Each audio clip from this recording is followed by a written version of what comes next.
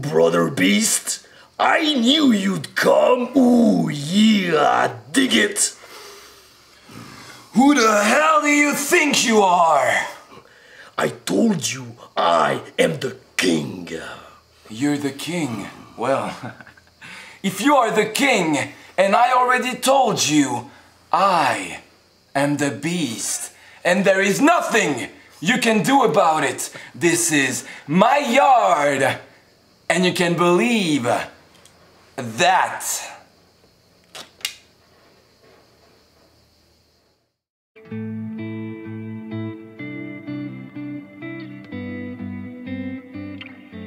This empire of silence racing away. Lace on the wind to watch yourself to learn. Look in the mirror, tell me what you see. A cause for against a lot of remedy.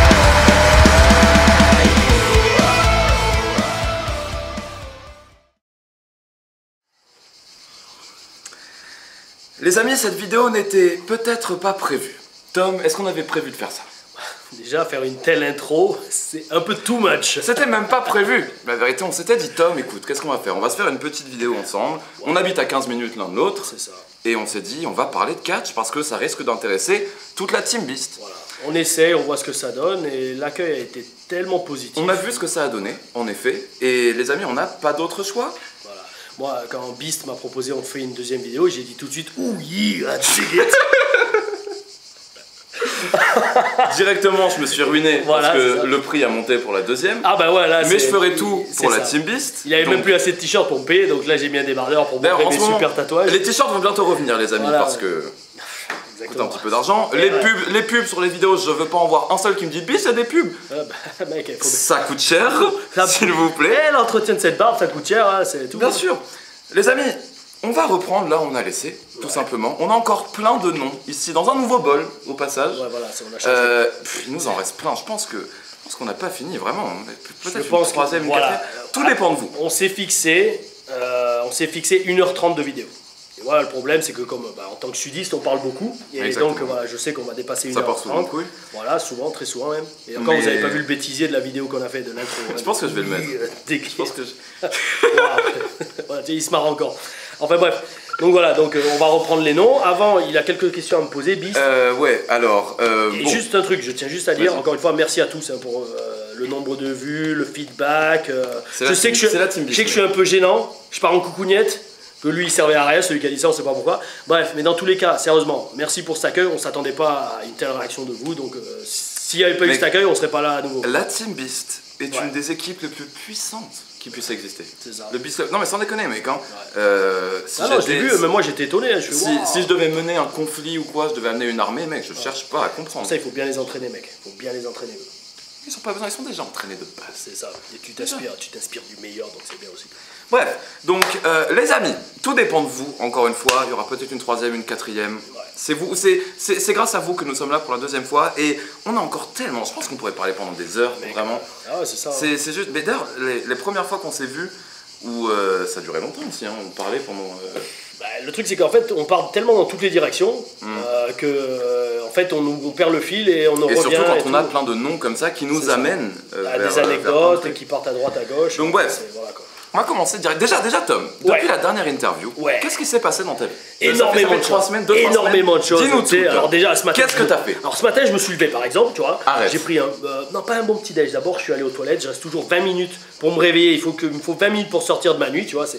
Grosse commission, petite commission? Non, honnêtement c'est juste il faut que je m'assoie, voilà, il faut que je sorte de mon truc. Il faut que tu réfléchisses un petit peu à ta vie, au sens. Je suis tellement massif que tu vois, il faut que le sang commence à circuler dans toutes les parties de mon corps. Attends, est-ce que t'as pas tellement de charisme qu'il faut attendre que le charisme se remette en marche, ensuite tu te lèves et tu fais ok c'est parti. Voilà, c'est ça, et que le cerveau soit bien irrigué pour que toutes les facettes de ma personnalité, de ma riche et unique personnalité soient mises en action pour attaquer la journée comme le king peut le faire. Donc voilà, ça prend 20 minutes. Ensuite, je suis allé à la muscu. Tu m'as dit que tu t'y es mis sérieusement. Non seulement Tom, je suis allé à la muscu. Voilà, ouais. Mais j'ai couru. Est-ce que tu vois Forrest Gump? Qu'est-ce que je t'ai dit au sujet du cardio juste avant de faire la vidéo? Écoute Tom, moi, voilà. Courir, fuck le cardio. Non, fuck le cardio. Moi, je suis pas fuck le cardio. Non, fuck le cardio. Aller courir ou faire ça sur les machines, c'est pas ça qui va vraiment. Non, mais tu veux dire fuck le fait de courir. Pas fuck le cardio. Oui, non mais ça d'accord, voilà. Parce que le cardio c'est hyper important, tu vois ce que je veux dire, dans le ring, etc. Pour moi le cardio, oui, ça c'est clair, mais quand je dis le cardio, c'est les gens qui s'imaginent. Tu pas, tu vois. Non, ça c'est clair, mais c'est les gens qui, tu sais, qui courent sur le tapis roulant et qui disent oh ça y est, j'ai fait du cardio, j'ai fait 20 minutes. Non, ça c'est de la merde. Moi je te redis. Moi je cours dans la nature, par contre. Voilà, mais c'est bien, il faut y aller petit à petit. Mais moi je te dis, notamment pour le cas, de toute façon on va en reparler, ce qui vaut c'est le vrai sport, un vrai sport. Parce que faire de la muscu c'est bien, c'est super, tu fais grossir les muscles, mais si tu veux vraiment être un athlète, mec, il faut aller sur un tapis de lutte, dans un ring de boxe. Non, mais t'as raison. Toi, tu t'es remis à la boxe d'ailleurs? Boxe là cet été parce que la salle de lutte est fermée, mais c'est un truc. La salle de lutte est fermée? Ouais, mais il fait trop chaud et puis de toute façon là, je vais pas. Regarde, on transpire. Non, et puis boxe en effet, moi je me rappelle quand j'en faisais à Londres, c'est ça, c'est énorme. parce que tu tapes, tu fais 3 minutes, mais t'es mort, complètement mort, les épaules, et puis c'est bien parce que ça te donne une solidité des articulations que t'as pas à la muscu, parce qu'à la muscu c'était là tu pousses comme un débile. Et puis attends, non, moi la raison pour laquelle je vais courir c'est, bon déjà pour le cardio un petit peu, j'aime bien l'endroit, parce qu'on a vu sur Tony, d'ailleurs vous devez voir mes snaps sûrement parfois, ou mes stories Insta, je sais pas, parce que j'en mets de temps en temps, c'est hyper beau. Il y a des très belles demoiselles, d'ailleurs Tom je t'invite, un de ces quatre, à passer, à venir courir avec moi, je pense que mec, là, tu peux être intéressé. Malheureusement j'ai pas le temps, parce que regarde, tu me demandais... Même s'il n'y a pas de grand monde en été. Ouais, ça aussi, ils sont tous à la plage. Bref, tu me demandais ce qui s'est passé, bon sérieusement... T'as pas arrêté? Voilà, j'arrête pas, je tourne à droite à gauche, je voulais me reposer cet été mais j'arrête pas. Là, ce qui arrive de gros, ce week-end j'ai la Pologne, première fois que j'y vais, de ma vie d'ailleurs. Normalement à la fin du mois le Pakistan. Comme d'hab, j'espère en revenir. Et on va pas le revoir. Voilà, c'est peut-être ça. Merci en tout cas pour ta carrière de catcheur français. Je prendrai la relève. Je suis là. Ça, je commence déjà à faire pousser la barbe. Exactement. Et non, et le gros morceau, c'est le 13 octobre 2018, j'allais dire 2006, 2018. La nuit du catch à Nice. Ça va être un gros show de catch et surtout dans notre hometown. Est-ce qu'ils sont prêts? Honnêtement, je vous dis, sans déconner, je suis pas là pour rigoler, je pense que personne n'est prêt. Ça va être... en fait, le truc, c'est que je pense que la plupart des gens ont déjà vu au moins un show WWE en live. Ça va être différent, ça va être beaucoup plus proche, on va dire, du public, parce que ça va être déjà un show de catch européen, avec des catcheurs de toute l'Europe. Et contrairement à la WWE où les mecs, c'est vraiment super sécurisé, c'est vraiment le catch américain de la télé, que genre il y a quand même une barrière entre fans et spectacle. Là ça va être beaucoup plus vivant parce que voilà, c'est la première fois qu'on fait du catch à Nice et on va taper fort. Et voilà, quoi. En effet, non, parce que on en parlait tout à l'heure, dernier show WWE 2010. Ouais, j'y avais été d'ailleurs au Nikaya. Ouais, tu y étais? Ouais, j'y étais. Moi aussi j'y étais. Tu y étais? Ouais. Putain, t'avais quel âge à l'époque? J'avais 12 ans. Ouais, voilà. Non, moi j'étais, moi c'était Chris, juste la place. Quoi. Ils étaient là aussi? Putain, et dédicace à mon pote César qui était là aussi. Tu sais, César, c'est l'abonné avec lequel je suis allé voir le show à Paris à Bercy que j'ai avec moi. Et il était aussi, on se connaissait pas du tout à l'époque. Bref, moi je vais te dire franchement, d'ailleurs sur YouTube elle doit y être encore. C'est énorme. La première fois que la WWE était revenue en France en 2007, mec. C'était en 2007 à Bercy. Non, le Zénith, je crois, de Paris. C'est le Zénith? Ouais, c'est le Zénith d'abord, ils avaient fait à Paris. J'y avais été avec un groupe de catcheurs et tout. En 2007, c'était la première fois qu'il revenait en France depuis 15-20 ans. De chez Lens en décembre 2006. Et en début 2007, j'avais commencé à catcher un peu en France. Et donc j'y avais été, je te jure, j'étais passé dans le programme de France 2, c'était à l'époque, le journal télé, là, ils avaient fait un reportage sur le show. Et tu voyais en train de mettre une chope à un autre gars qui catchait un peu à l'époque. Et c'était horrible, j'avais la moustache, j'avais le mulet, c'était un truc de taré. Mais il faut trouver la vidéo, ouais, non, je te jure. Et on me voyait en train de mettre une chope, là, gros comme j'étais, à 92 kilos. Est-ce que tu pourrais encore faire un mulet aujourd'hui ou pas? Non, ça pousserait plus, mec. C'est pour ça que je commence avec la barbe, tu sais, je commence à être bien dégarni sur le dessus, d'où le fait que je me sois rasé la tête, quoi. Dans 10 ans, je te rejoins, t'inquiète pas. Oh, bah oui, toi t'es mal barré, toi, j'ai connu. Écoute, pour l'instant, je profite encore, qu'est-ce que je te dis? Mais ouais. Enfin bon allez, donc, on va peut-être pas saouler la Team Beast, là, ils ont tous déconnecté. Bref, elle est nulle cette deuxième vidéo, putain, ça parle pas de catch. Donc il s'est passé beaucoup de choses ces 3 dernières semaines, et j'ai vu beaucoup de questions, notamment sur la dernière, C'est quelque chose, on va répondre officiellement. On va pas essayer de dire... Tom, conseil pour un petit jeune qui veut faire du catch. D'accord. Qu'est-ce que tu pourrais lui dire? Moi, je vais dire ce que j'en pense également, mais c'est toi qui as la vie le plus importante. T'es jeune, t'as 15-16 ans. Ça dépend de l'âge déjà, voilà. T'as 15-16 ans, même avant. 15-16 ans, t'es en France. Qu'est-ce que tu fais? Alors, déjà, avant même de commencer, moi je vous invite à aller voir, comme je t'en ai parlé tout à l'heure, le Skyblog que je tenais à l'époque quand je suis allé chez Lens. Skyblog, je pense pas que les jeunes vous connaissez vous savez ce que c'est. Que je vous mettrai dans la description maintenant. C'est ça, donc c'est testostérone06.skyblog.com parce que déjà à l'époque j'étais un super mec. Bel homme. 22 ans, quoi. Un très bel homme, très bel homme. Encore ses cheveux. Ouais, et pas de barbe, c'était complètement différent. Et bref, et déjà je tenais un jour donc, mon parcours chez Lens, donc déjà, et même ma préparation, je l'avais commencé je crois 6 mois avant que je parte chez Lens, donc je parlais de la lutte, je parlais du cardio, je parlais de la diététique, enfin et de tout, de ma vie, quand je racontais ma vie, c'était très intéressant.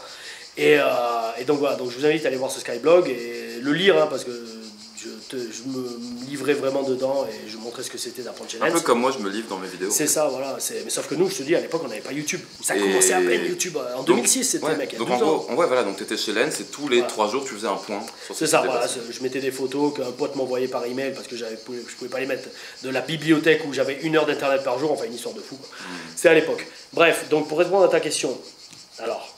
Voilà, moi, tu t'appelles Jordan. Jordan, voilà. J'allais dire Brian, mais Jordan aussi, voilà. T'as 15 ans, t'habites à Mulhouse. T'habites à Vence. Non, c'était une vieille blague. T'habites à Vence. Il y a Vence à côté en plus. Je sais, j'ai un ami qui habite là. Elle avance, tu vois. Bon, bref. Ouais. T'es rigolo, toi. Je suis un gros fan de. T'aimes bien, t'es un comique. Ah bah ouais, d'ailleurs. T'aimes bien la rigole. D'ailleurs, non, je le dirai après, j'attends un peu. Vas-y, non, je garde mes blagues pour après. Ouais, t'inquiète. Je vais pas dire pourquoi tu joues jamais au foot. Ah. Aïe.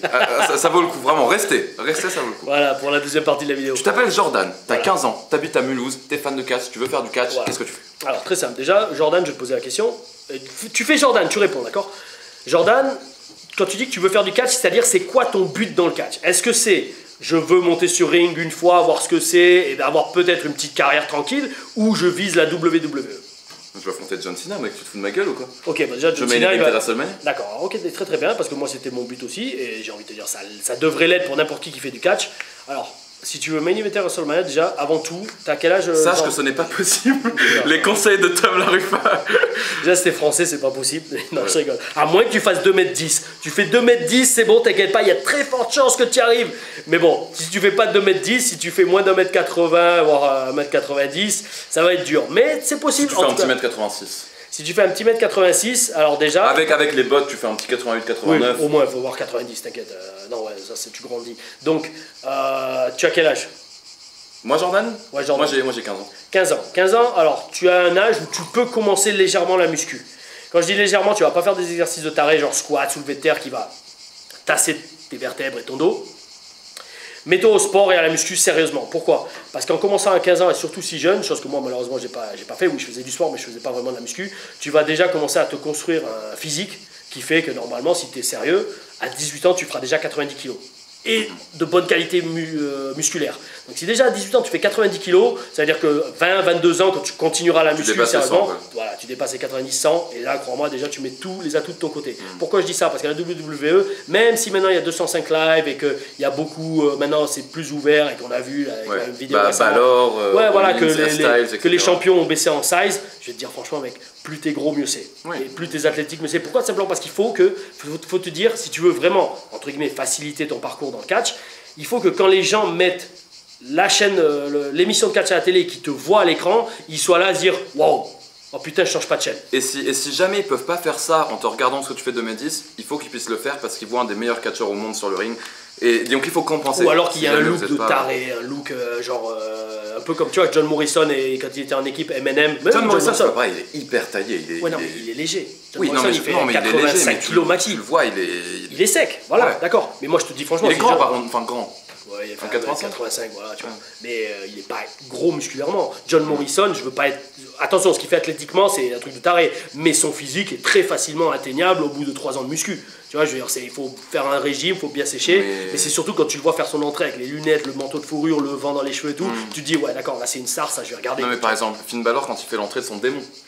Ouais, quand il la faisait. Bon, il a pas fait depuis un an. Quand il la faisait, voilà. Rest in peace, Finn Balor. Là, c'est le démon, ouais, voilà. Le fils du démon, ça veut dire. T'as vu ce qu'il fait maintenant? T'as vu ce qu'il fait? Non, tu regardes plus. Mec, j'ai vu la dernière fois un mème qui m'a fait délirer. C'est triste, hein. Tu vois. NXT, tu le vois en démon, et Raw, tu le vois dans sa maison, la Finn's House. J'ai vu ça, mais c'est tellement vrai, c'est triste. C'est très très. C'est triste, mais attention, peut-être lui il kiffe ce personnage, je sais pas. Mec, sans déconner, quand je regardais NXT, j'ai pas honte de le dire, mec, je bandais sur lui. Genre, je le voyais arriver en démon, mec, à Londres, Jack the Ripper, mec. Oui, Mec, attends, qu'est-ce qu'il avait fait? Un jour, il était arrivé aussi avec une tronçonneuse, mec, je sais pas, c'était trop stylé. Non, mais c'est ça, et moi, je veux dire, franchement, moi, j'étais en plus, je l'ai vu arriver, bah alors, tu sais, j'étais. Il est arrivé en été 2014, je crois. Et attends, ouais, son apparition à TakeOver, bah, c'était quand j'ai eu le R versus R match, je crois. Ils ont attaqué l'ascension juste après avec Kenta. Oui, voilà, Hideo Itami. Ouais, voilà, c'est ça. Et j'ai vu le push qu'il allait avoir, j'ai vu comment il a pitché, il a proposé son personnage de démon. Il lui avait fait une peinture argentée sur le corps au Performance Center. C'était, je vais dire, franchement, j'étais envieux parce que je me dis, putain, les mecs. Ils lui font une entrée comme ça. Moi, ils m'auraient fait une entrée comme ça en Spartiate, mais c'est bon, j'aurais été une star directe. Et c'est là, tu vois, que tu vois. Bon, on enchaîne déjà sur les anecdotes, mais moi, avec Mika, Marcus, on se disait direct, c'est le booking qui fait tout. T'es booké avec une entrée comme ça, t'es obligé que les gens vont te voir comme une star, et t'es obligé que tu vas être booké comme une star. Parce que t'imagines, un mec qui a l'entrée de Finn Balor en démon, il perd ses matchs en 5 secondes, il y a un truc qui cloche, tu vois. Un mec que t'as déjà une entrée comme ça, c'est déjà marqué là, star. C'est ça qu'il faut chercher, tu vois. Je suis Sylvester Lefort. C'est ta musique, mec. C'était attention, les légionnaires sont là. Et puis ensuite, en plus, t'as la musique qui continue, tu vois. Et puis t'arrives genre 1 minute et t'entends genre je m'appelle Sylvester Lefort. Oh putain, mec, c'est eux qui voulaient que je dise des trucs. Mais comment ça se passait dans le truc d'enregistrement? Attends, je réponds à la question ou j'enchaîne les anecdotes d'abord? Il n'y a pas de question. Non, mais la question de Jordan. De catch, voilà, de Jordan, le pauvre petit. Ouais, attends, tout à l'heure. Jordan, t'oublie pas. Donc, voilà, franchement, muscu, sport, muscu, c'est la base pour que quand tu attaques le catch, déjà tu es en très bonne forme physique et tu as tous les atouts physiques de ton côté et la dureté mentale aussi pour encaisser un enseignement de catch, parce que tu sais ce que c'est, qu'il faut être solide à la fois physiquement et mentalement. Et enfin, maintenant on va se parler franchement, les Jones. On est entre Team Beast. Voilà, la WWE. Ils s'en foutent que vous sachiez catcher, à moins que vous soyez une superstar indie, genre encore une fois Finn Balor, Kevin Steen, Kevin Owens, Adam Cole, Sami Zayn, Generico, voilà. À moins que vous soyez une grosse star indie et que là, voilà, Samoa Joe. D'ailleurs, tu as dit un truc qui m'a pas plu, quand tu as dit que c'est le plus legit du roster. Là, j'espère que tu as mis Samoa Joe dans le truc parce que je suis pas d'accord avec ça. Ah bon? Pourquoi? Ouais, moi je trouve. Tu l'as entendu parler au micro, mec? Le mec il arrive. Non. On en revient au booking. Je te dirais un truc un jour que j'ai dit à Triple H. Sur Joe? Ouais, quand je m'en foutais, tu sais, je m'en battais les steaks, j'étais à NXT, je te jure, on était là, Jordan, on va revenir sur ta question, mais un jour c'était un takeover où c'était Joe contre Steen, je crois, Owens, en main event de takeover. Un peu, ouais. Mec, j'étais mort de rire, même Mika et Bloom, ils osaient plus où se mettre, tu sais, il y a un Triple H qui passe dans les vestiaires, et moi, tu sais, je m'en battais les steaks. Et ils étaient dans le main event et je fais à Triple H, ouais monsieur, au fait, ils étaient en train de parler du main event avec Matt Bloom et moi je fais, tu sais, mais genre moitié sérieux, moitié rigolo à Triple H, gentiment, rapidement, je lui fais, ouais monsieur, vous voulez que je fasse un run-in dans le main event? Vous voulez que je fasse un run-in? Ouais, un run-in, tu sais, genre quand tu fais une intervention dans le main event, okay. Genre, tu sais, vous voulez que j'aille les défoncer les deux pendant le main event, c'est parce que je savais que mon personnage il s'en battait les steaks, j'étais le français qui se barrait en courant et moi je fais le tough. Vous voulez que t'as besoin de moi pour que je fasse un run-in dans le main event, tu vois, genre je fasse une intervention, genre. Et là, Triple H il me répond, ouais, si tu veux le faire tuer par les deux, si tu veux que les deux te tuent, genre, if you wanna get killed by those two guys, yeah, go ahead. Genre, il me dit ça, tu vois. Là, j'ai fermé ma gueule, mais sérieusement, si j'étais vraiment ZFJ et que j'étais maintenant vraiment avec les couilles, la paire de couilles que j'ai aujourd'hui, j'aurais fait, ouais, mais monsieur, la seule façon qu'ils auraient de me tuer, c'est si j'avais un collier de donuts autour du cou. Voilà. Mais mec, non, mais je comprends ce que tu veux dire, mais mec, le personnage de Kevin Owens, le personnage de Joe, c'est des mecs qui s'en battent les couilles. Et le fait d'avoir un beat comme ça, d'avoir 0 abdos, ça rentre dans le personnage de mec, j'en ai rien à foutre. Mais si c'est legit. Non mais regarde, t'as vu Mark Hunt? Des mecs comme ça. Non mais c'est parce que ça a changé. Ça a changé. Je te le redis. Oui, j'allais dire. Je sais pas si t'étais né à l'époque. Quand il y avait Umaga. Ok. Umaga. Ça c'était un Samoan Beast. Le mec il faisait 1m95 pour 150 voire 200 kilos. Ça c'était une Beast.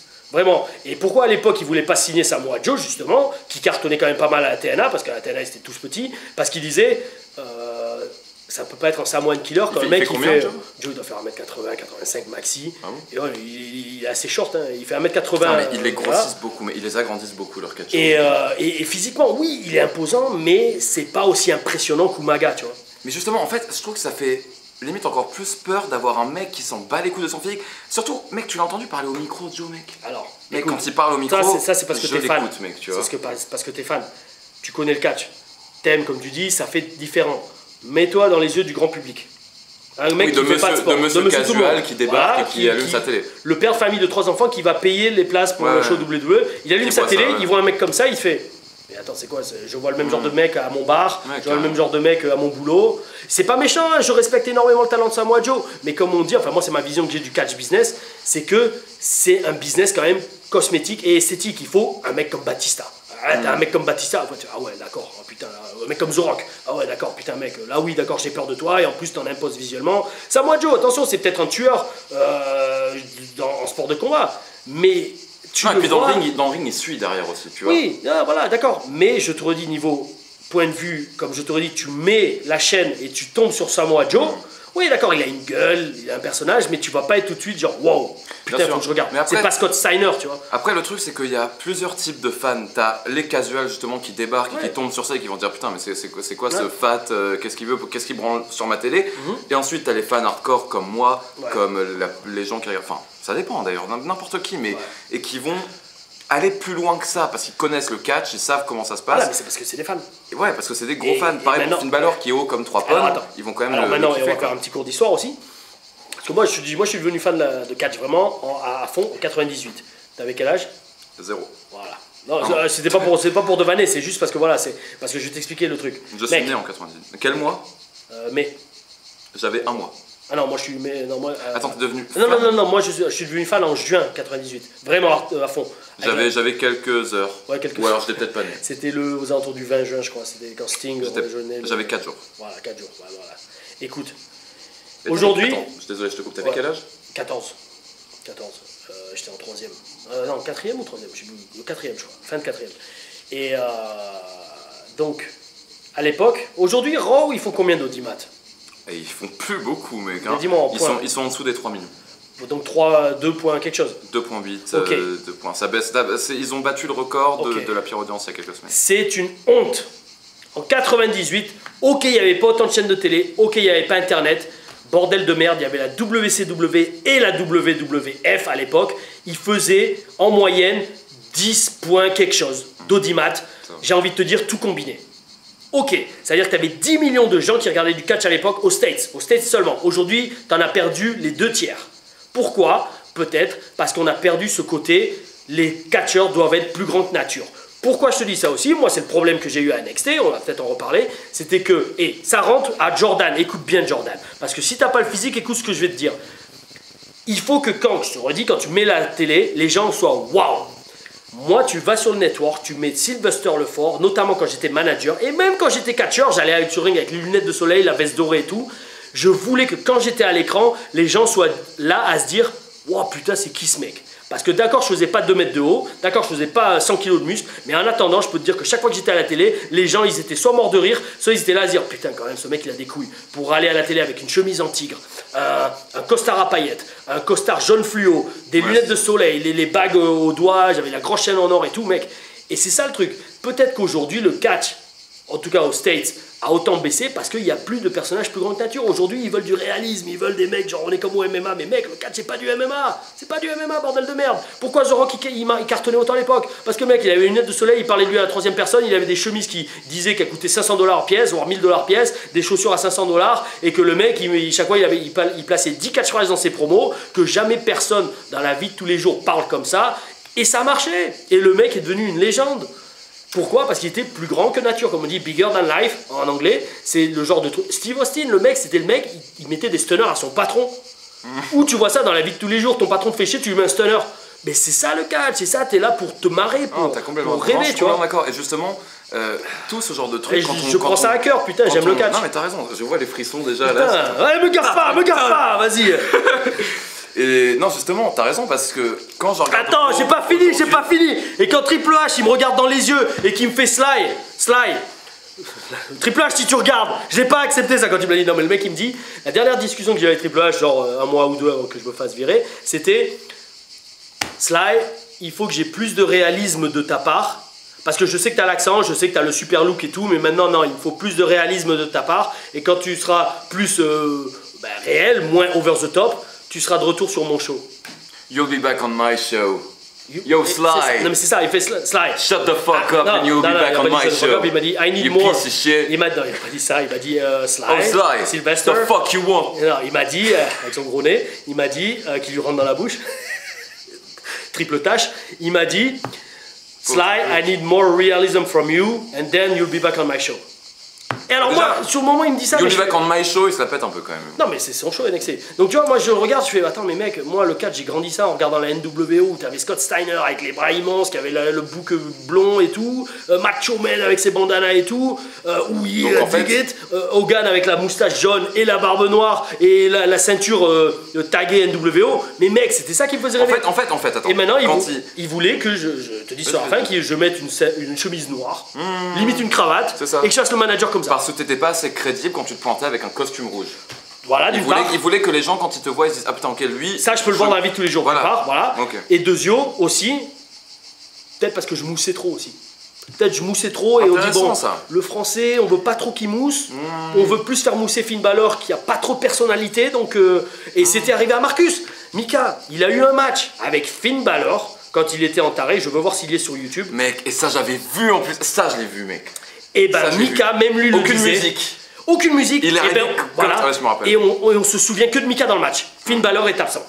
Attends, il faut que il avait été annoncé venant de Bordeaux en France d'ailleurs. Oui, parce qu'il voulait. Et Bordeaux, you can suck my fucking dick. Pourquoi qu'est-ce qu'ils ont les Bordeaux?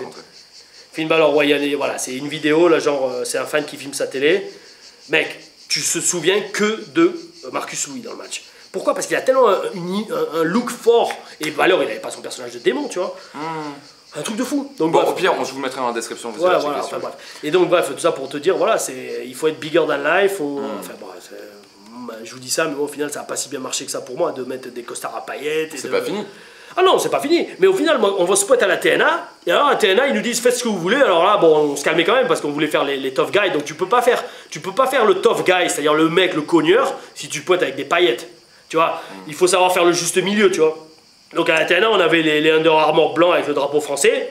Un gros look quand même, disons-le. Mais voilà, tu vois, il faut savoir faire la juste mesure, tu vois. Mais, donc bref, donc du coup, muscu à fond. Jordan. Si vous avez à partir de 15 ans. Voilà. Déjà la muscu ça va t'aider. Et ensuite, sport de combat. Sport de combat ça aide énormément pour avoir déjà un style de catch bien à toi. Toi t'avais fait lutte. Moi j'avais fait judo, boxe aussi un peu, et MMA. Voilà, c'est juste pour la condition physique parce que faire la muscu c'est bien, mais après il faut aussi être un athlète. Et puis comme tu avais dit, ça te donne des instincts de combat. Alors instinct de combat, et encore mieux, j'ai envie de vous dire, si vous devenez bon, vous allez avoir un palmarès, champion régional, champion de France de lutte, champion d'Europe, champion du monde de lutte. Tu peux te dire direct, la VVE là, il te signe direct. Un mec, oh putain, on a signé un champion du monde de lutte, ils vont bander à ça, et ça peut que t'aider, tu vois. Et voilà, développer son background, apprendre l'anglais, très important. C'est exactement ce que j'allais dire. Voilà, dans l'instant, je me réservais ce point-là, je pensais que j'allais arriver en mode avec la révolution. Mec. Les mecs, et je vous le dis souvent en plus, primordial, que ce soit même pour le catch ou même pour... Aujourd'hui, tout le monde parle anglais. C'est ça. Vraiment. Même tu vas dans n'importe quel pays, tu vas en Croatie, tu vas pas parler français, tu vas pas parler croate, tu vas parler anglais avec les gens que tu rencontres. Ouais, ça peut te tu croises une meuf en boîte ou quoi. Hey, what's up, girl? What's your name? Et pour ça, c'est très simple. Moi, comment j'ai appris l'anglais? Catch. Catch et école. Catch et école. École, oui, un petit peu pour moi, mais c'est surtout à l'extérieur. Séries. Regardez toutes vos séries en VO. Voilà. Je vous conseille. Sous-titré anglais. Sous-titré anglais, ouais, pourquoi pas. Chansons. Moi, j'ai regardé toutes mes paroles de chansons où j'apprenais plein de trucs avec ça. Regardez, non, tu les as lues et écoutées, je pense. J'ai regardé des chansons. T'as dit regarder les paroles de chansons, c'est dur de regarder des paroles de chansons? Si, sur internet. Les lire, oui, tu les lis. Oui, lire, ouais. D'accord. Et voilà, puis pratiquez, faites des voyages, voyagez si vous pouvez, parce que pas tout le monde peut. Voilà, et donc. Mais c'est vrai que c'est très important. Et donc Jordan, donc une fois, muscu, anglais, sport de combat. J'ai envie de te dire, déjà très jeune, prends confiance en toi aussi. Moi, très jeune, je regardais le catch, notamment Shawn Michaels. C'est lui niveau personnalité que quand je le regardais au milieu des années 90, Shawn Michaels 95-96, je le voyais faire ses entrées, ses costumes et tout, je me disais ouais putain moi aussi je peux faire ça. Et en fait j'ai cultivé cette confiance en soi toute mon adolescence et toute ma vie de jeune adulte. Et en fait c'est con mais il faut être très égocentrique et flatter son ego, se dire moi je peux le faire. Et ça va t'aider. Tu sais qui m'a donné ça? Non, vas-y, coupe-moi la parole. Vas-y, coupe-moi la parole, vas-y. Putain, il y a un show le 13 octobre. Qu'est-ce que tu veux qu'on règle nos différents... Non, mec, mon combat est déjà signé pour ce show-là. Ok. Roi du Sud pour l'instant, pour combien de temps, Tom? À vie. À vie, t'inquiète, je vais bosser dur pour ça, quoi. Ça marche. Tu peux être le prince si tu veux, mais le roi, ça sera moi, quoi. Attends. Tu disais, il y a eu un show... voilà, moi, tu sais qui c'est qui m'a donné cette confiance en moi? C'est CM Punk. Après aussi, 2011, quand j'ai vu sa taille bombe, etc. Voilà, je me dis, waouh, putain, il est excellent au micro. Et c'est ça. C'est lui qui m'a donné la... Et pour avoir ça, il faut que tu le sentes toi. Parce que si toi, t'es pas convaincu que t'es une star, le public le convaincra pas. Et ça, c'est ce que m'avait dit Paul Heyman. Tu l'as pas mis Paul Heyman là-dedans? Non. Non, ok, non, mais le mets pas. Okay. Je vais te dire, moi, la seule histoire que j'ai de Paul Heyman, c'est... un jour, je le vois à Raw, j'étais allé à Raw dans Milwaukee, je crois, c'était, ou Green Bay, je sais plus. Et Wisconsin. Ouais, une des rares fois où j'étais allé à Raw. Et je le vois assis dans les vestiaires. Et là, un conseil aussi à tous les jeunes et apprentis catcheurs qui regardent. Quand vous voyez un mec qui a plus d'expérience que vous, et encore plus si c'est un mec qui est allé là où vous voulez aller, allez lui poser des questions. Parce que déjà, primo, il aime ça. Et deuxièmement, vous apprendrez énormément. Moi, les mecs qui m'ont appris le plus en parlant avec eux, c'est Hogan, Roddy Piper, Heyman. Bret Hart. Oui, Bret Hart, énormément. Bret Hart, j'avais posé 2 questions. Ouais, Full Sail. Et j'avais posé une question qui m'a. Waouh, comment il avait débuté à la VVE. Et c'était un truc. Tu voulais pas poser une question de merde. C'est ça. Et moi, voilà, je veux jamais poser de questions de merde à ces mecs-là, à ces légendes. Parce que c'est débile. Genre, oui, quel conseil vous avez pour réussir? Mais c'est débile. Le mec, c'est une question de merde. Tout le monde doit lui poser cette question. Poser des questions qui font que le mec se retourne et dire putain, toi, t'en as dans la tête. Et Paul Heyman, je jure, il me sort, après que je lui ai posé la question. C'est la meilleure question qu'on m'ait jamais posée. Après, attention, le mec, c'est un peu un vinaqueur aussi. Il te fait mousser en disant ouais. Avec sa petite calvitie comme ça, il veut dire ah, Tom, c'est the best question I've ever had. Non, mais il y a pensé, il s'est arrêté, il s'est arrêté, il a fait the best question I've ever been asked. On revient tout de suite. Voilà. The best question. Il me dit voilà, il s'arrête, il fait une pause, il fait that's the best question I've ever been asked. Ma question, c'était ça. Paul Heyman, je savais que c'était le mec. Alors à l'époque j'étais manager, ok, il voulait que je fasse du. Non, j'étais catcheur, j'étais catcheur. J'avais commencé à catcher, oui, j'étais dans les légionnaires. Mais j'étais pas blessé. Les légionnaires sont là. Ils sont arrivés. Oh oui. Je m'appelle Sylvester Lefort. Et mais attends, c'était qui faisait ça? C'était CFO? Ouais, c'est CFO qui a fait. C'était pas Jim Johnson? Non, c'est CFO qui a fait. Et t'es allé dans leur studio pour faire je m'appelle? Non, ça je les avais enregistrés au PC quoi. Et bref, Paul Heyman, c'est un mec, j'étais catcheur à l'époque, mais ce mec a managé les plus grands. Il a managé Steve Austin, il a managé Rick Rude, il a managé Undertaker, avant qu'il soit Undertaker, quand il était à AWA ou un truc comme ça. Il a managé CM Punk, il a managé Brock Lesnar. Bon, le mec a quand même un bon palmarès de il avait pas grand chose à faire avec CM Punk, hein, quand même. Le seul truc que j'adorais, c'était... Top, jeune French Wrestling Beast, je t'arrête. Quand je dis qu'il a managé Punk, il a bossé avec lui à la OVW. Ah, tu parles pas du run de... Ah, je ne parle pas du run de 2000, machin truc, à Raw et SmackDown. Même si c'est vrai qu'il n'avait pas grand chose à faire. Paul Heyman a géré et a énormément aidé CM Punk en développement à la OVW. CM Punk a souvent dit dans des interviews qu'il restait les week-ends, quand il n'était pas à être au boulot, avec Paul Heyman, il regardait comment il montait le show télé au VW, il puisait son savoir. Tu l'as vu dans son DVD, Best in the World? Je pense que c'est dans son DVD, ouais, je crois, il me semble. Et d'ailleurs, en parlant de CM Punk, moi, j'ai toujours adoré CM Punk, je l'adore toujours, et je le soutiendrai dans quoi qu'il fasse. Tu viens de me rappeler d'un truc. Attends, tu vas peut-être dire ça. Mais dans son DVD, il avait dit une réflexion sur les Français, il me semble. Non, j'allais pas dire ça, mais... Il avait dit genre un truc sur les Français.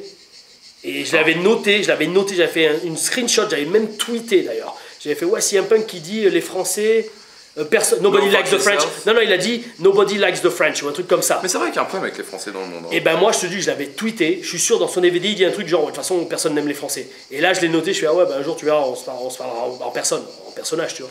Bon après il faut dire que moi j'adore mon pays, mais les Français peuvent être un peu chiants.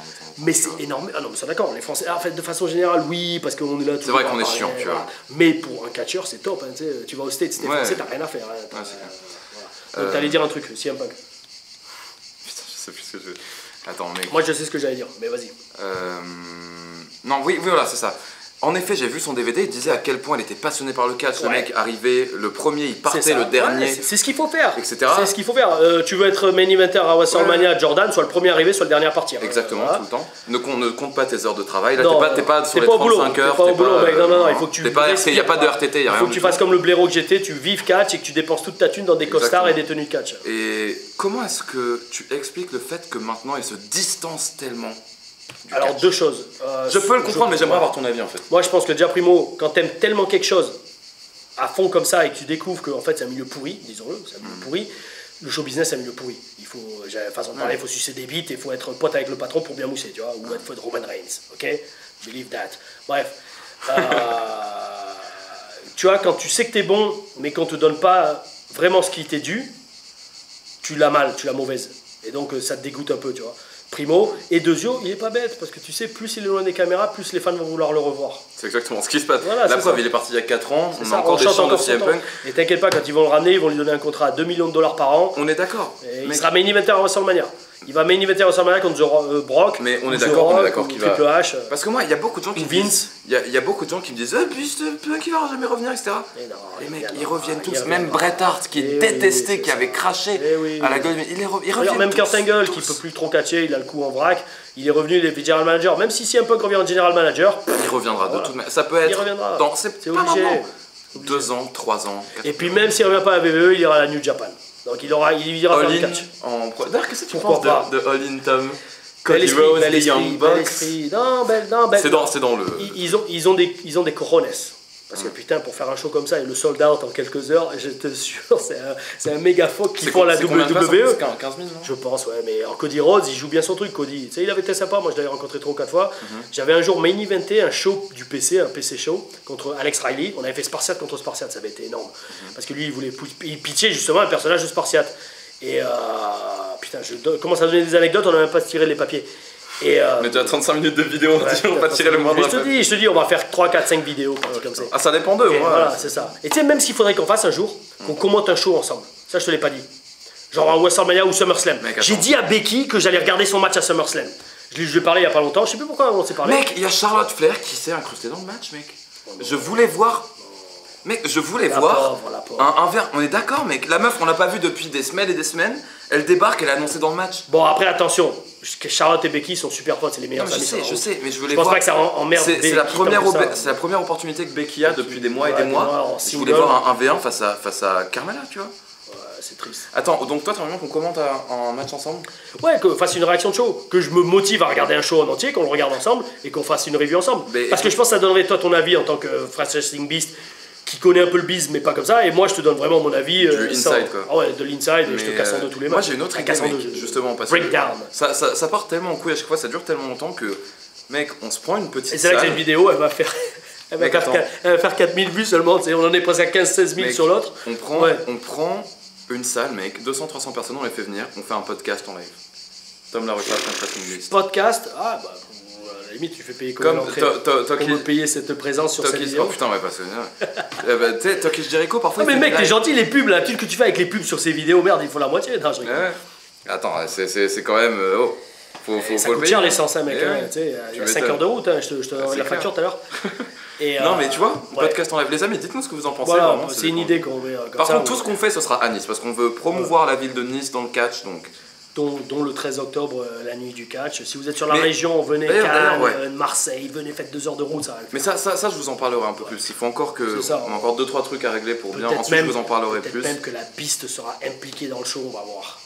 Est-ce que vous voulez qu'ils soient impliqués dans le show? Parce qu'en fait, les vestiaires risquent d'être sales après le show, il faut que quelqu'un les nettoie. Est-ce que vous voulez que French Wrestling Est-ce que vous voulez que Beast passe à Serpillère et on filmera ça sera une de ses vidéos quoi. Ou est-ce que vous voulez que Beast les enculés de catcheurs, ils ont fait exprès de chier par terre.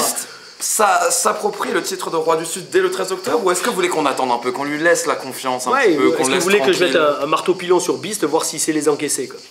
Bref, on s'égare, on parlait que de CM Punk, c'est ça? Oui. On disait à Jordan, soit le premier arrivé, soit le premier arrivé, le dernier à partir. Moi, c'est le travail, concrètement, dans tout. Paul Heyman, donc c'est là, moi je te dis, il avait bossé vraiment avec CM Punk, il avait entraîné CM Punk à lui faire comprendre comment marchait le business. C'est même lui, je crois, il avait fait une storyline à l'OVW où genre puis CM Punk s'était flingué, genre il s'était ouvert le... Enfin tu sais, il y avait une storyline où il s'était pris un coup de boule. Dès sa première apparition à l'OVW, il pissait le sang, et direct ça avait fait le buzz, putain CM Punk à la OVW, bordel, il s'est fait défoncer par un tel, il faut qu'on voit ce match parce qu'il pissait le sang, enfin il faut regarder les archives du catch. Enfin, bref, Paul Heyman c'est un roi du buzz, et le mec, voilà, je vous dis, il a managé les meilleurs, Steve Austin, Rick Rude, tout ça. Tu sais qu'il a commencé en tant que photographe? Ouais, d'ailleurs. Attends, non, mais mieux, t'as vu son DVD, je pense. Ouais. Photographe, et il s'incrustait dans les réunions de la WCW, tu vois. Faut en vouloir dans le catch, bordel de merde. Et même dans tous les milieux, enfin dans tout le show business, même dans la musique ou quoi. Tous les boulots. Il faut en vouloir et se défoncer. Jordan, prépare-toi à te défoncer. Oublie les petites amies, la vie de famille, tout ça. Tu veux réussir dans le catch, surtout tu veux faire main event à WrestleMania. Attends. Cena, le mec il était marié, il s'est mis avec Nikki Bella, il s'est séparé de Nikki. C'est Nikki ou Brie? C'est Nikki. Ouais, il s'est séparé de Nikki, donc t'inquiète pas, tu veux faire comme John Cena, faut oublier la vie de famille. Tu préfères Nikki ou Brie? Celle qui a les gros seins. Moi aussi. Voilà. Hi Nikki. Je sais, ouais, enfin, les deux sont jumelles, elles se ressemblent. Tu sais, donc. Ouais, mais je pense que Brie doit être plus gentille. Elles ont changé elles ont pas le même corps au fur et à mesure des années. Elles se ressemblaient énormément en 2009. Brie a eu un enfant. Un enfant. Elle est plus jolie par contre, je trouve, Brie. Mais Nikki Bella est plus. Anyway, man, bon. Du coup, voilà les conseils pour Jordan. J'ai pas fini. Attends, tu sais la question que j'ai posée à Paul Heyman qui m'a valu le compliment, genre c'est la meilleure question que j'avais posée? T'as 20 000 personnes qui t'écoutent maintenant. Ouais, 20 000. 20 000 personnes qui t'écoutent. Merci encore les mecs de regarder ça. Bref, et d'écouter les conneries qu'on raconte. C'est pas des conneries, mais voilà, là on s'enflamme un peu, là, on n'a toujours pas tiré un mot. Bref, Paul Heyman, je le regarde, et tu sais, je réfléchis dans quelle question je vais bien pouvoir lui poser. Surtout, pas une question pour faire intéressant, surtout une question qui va m'apprendre quelque chose. Pensez à ça aussi, c'est pas juste, ouais, pour venir poser des questions pour faire, regardez monsieur, je vous pose des questions. Non, non, non, c'est poser des questions pour apprendre, puiser dans le savoir d'un mec comme ça. Donc je m'assois, je fais, ouais monsieur, excusez-moi, je peux vous parler 2 minutes, pick your brain, comme on dit en anglais, c'est genre piocher dans votre cerveau, piocher dans votre savoir. Et il fait, ouais, t'inquiète pas, attends, laisse-moi passer un coup de fil, j'attends, debout, et il fait, vas-y, c'est bon, assieds-toi, au bout de 5 minutes, et là je m'assois, je fais, voilà, j'ai juste une question, très simple, c'est, je vous dis, parmi tous les méga superstars que vous avez managés au fil des années, quel est le point commun dans tous ces mecs-là qui ont fait qu'ils ont tellement connecté avec le public? Parce que ce qu'on veut en catch, bon, voilà, ça c'était la question. Et il réfléchit, il s'arrête, il fait, c'est une des meilleures questions que j'ai jamais posées. Pourquoi? Parce que le mot connexion avec la foule est très important. Un catcheur veut connecter avec son public. Si tu connectes pas avec le public, peu importe, huée, acclamation, ou les deux. Il faut pas que le public soit indifférent. Voilà. Si le public ferme sa gueule et qu'il est là et qu'il limite, il va au shot, c'est là qu'il y a un vrai problème. Là, c'est que t'es pas fait pour le catch. Il faut connecter avec ce public. Il faut que tu connectes émotionnellement avec ce public et que tu provoques une réaction chez lui, de l'émotion, de la haine, de la joie, de l'envie, de l'amour, peu importe. Mais il faut connecter avec ce public.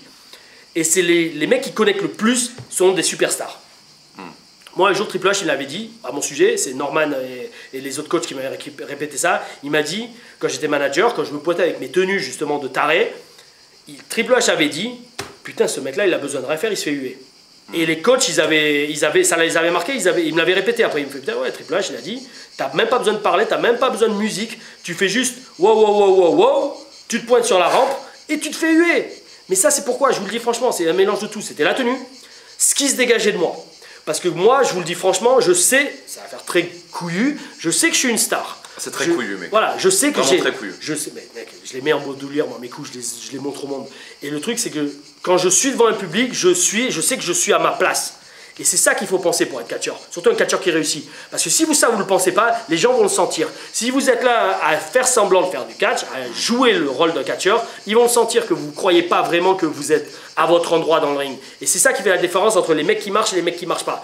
Enfin, les mecs qui marchent très très bien et les mecs qui marchent ouais sans plus. C'est que si tu crois pas au fond de toi que tu es une star, laisse tomber, c'est même pas la peine d'essayer. Et au final, c'était la réponse que m'a donnée Paul Heyman. Donc Paul Heyman, quand je lui dis donc encore une fois, quel est parmi toutes les stars, Rick Rude, Steve Austin, Undertaker, Brock Lesnar, le point commun qui a fait qu'ils ont tellement à chaque fois connecté avec les foules, il a réfléchi, il me dit, ces mecs-là, chaque fois qu'ils franchissaient le rideau de l'entrée, qui marchaient à travers le rideau, eh ben, ils savaient que c'était des superstars. Ils savaient que c'était une star. Dans leur regard, les gens le sentaient. Et à travers la caméra, les gens sentaient que ce mec-là, c'est une star, tu vois. Pourquoi? Parce que lui, il le savait. Il en était convaincu. Tu vois Rick Rude, Ravishing Rick Rude, le mec, tu le vois, tu te dis, ouais, d'accord, le mec, tu le sens qu'il est imbu de sa personne. Tu vois Steve Austin, Surtout quand il y avait, vrai c'est Stone Cold, hein. Le mec quand il avançait vers le ring, tu savais que le mec il était convaincu qu'il allait défoncer son patron, tu vois. C'est ça, non mais c'est ça. C'est ça qui fait la différence. Donc Jordan, il faut qu'il t'habitue à être acteur, quoi. Il faut croire en tout ce que vous faites. Il faut croire en toi.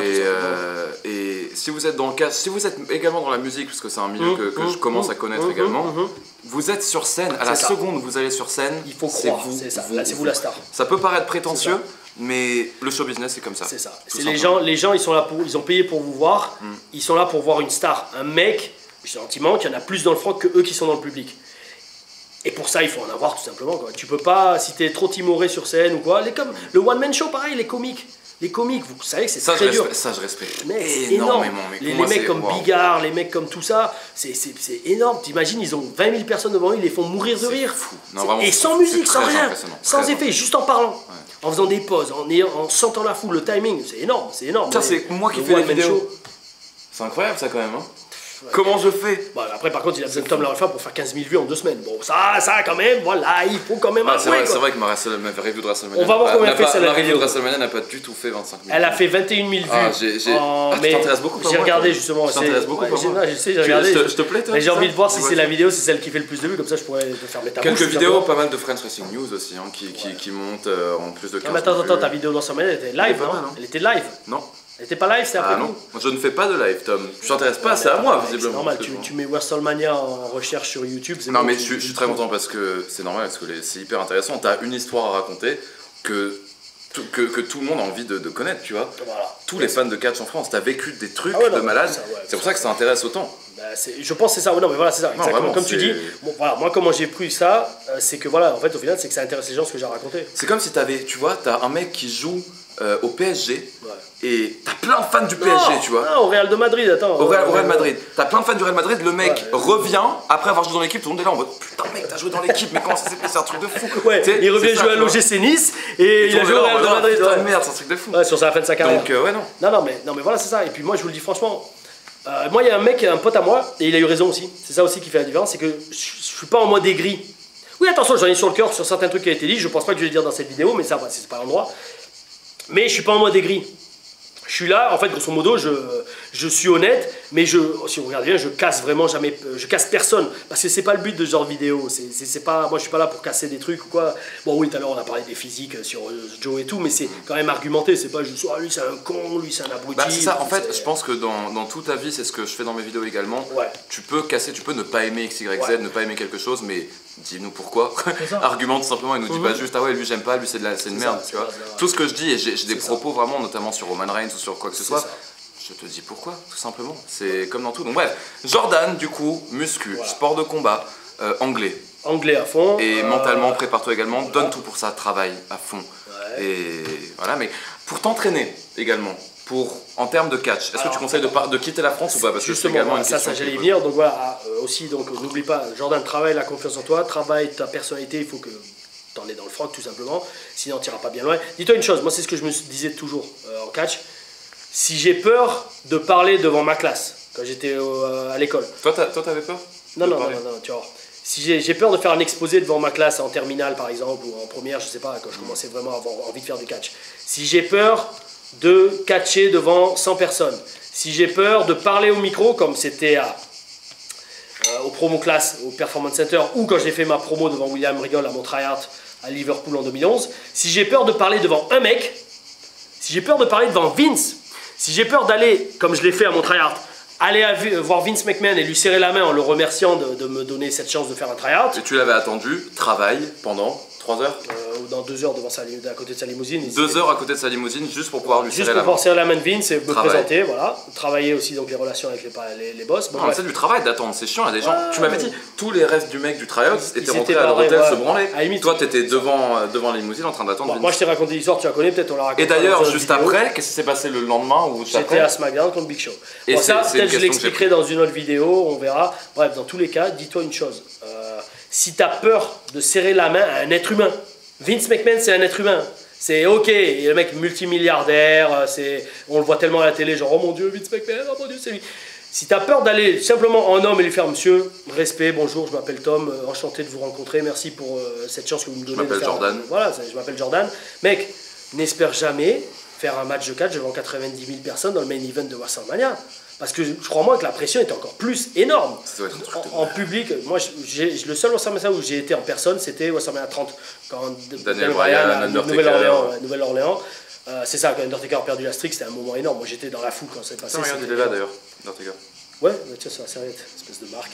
Bref, et c'est ça, j'avoue, même moi je les voyais faire leurs entrées, Taker, Lesnar, tu vois, le truc c'est énorme. T'as une salle, les mecs ils sont tout petits, mais ils sont dans ce stadium avec 75 000 personnes. D'ailleurs, moi je pense au. Attends, je finis là-dessus. Si tu t'imagines pas, si t'arrives pas à t'imaginer à leur place, c'est même pas la peine d'essayer. Il faut que tu regardes ces mecs-là. Et moi, quand j'ai fait mon try-out, on était l'après-midi à Raw et à SmackDown, et j'étais même pas signé, donc tu vois, c'était un try-out en 2011. Je regardais le Titantron, l'écran géant où il me faisait des essais de vidéos d'entrée de Sheamus, de Dolph Ziggler et tout. Je regardais cet écran et je me disais, un jour, c'est ma gueule qu'on verra là-bas. Et j'imaginais, tu vois, ma gueule à l'écran, en French Stallion avec la barbe, le béret. Est-ce que tu penses qu'on la verra un jour ou pas? Je sais pas, ça on verra, c'est autre chose. Mais j'ai envie de dire, j'ai été à la BB, on l'a vu sur les écrans d'NXT dans un sens, tu vois, donc bon, j'ai un peu réussi, tu vois. Mais le truc, c'est ce que j'ai. Le truc, c'est que. Voilà, Jordan, moi j'ai presque fini là-dessus. Il faut que tu visualises ce que tu as envie de faire.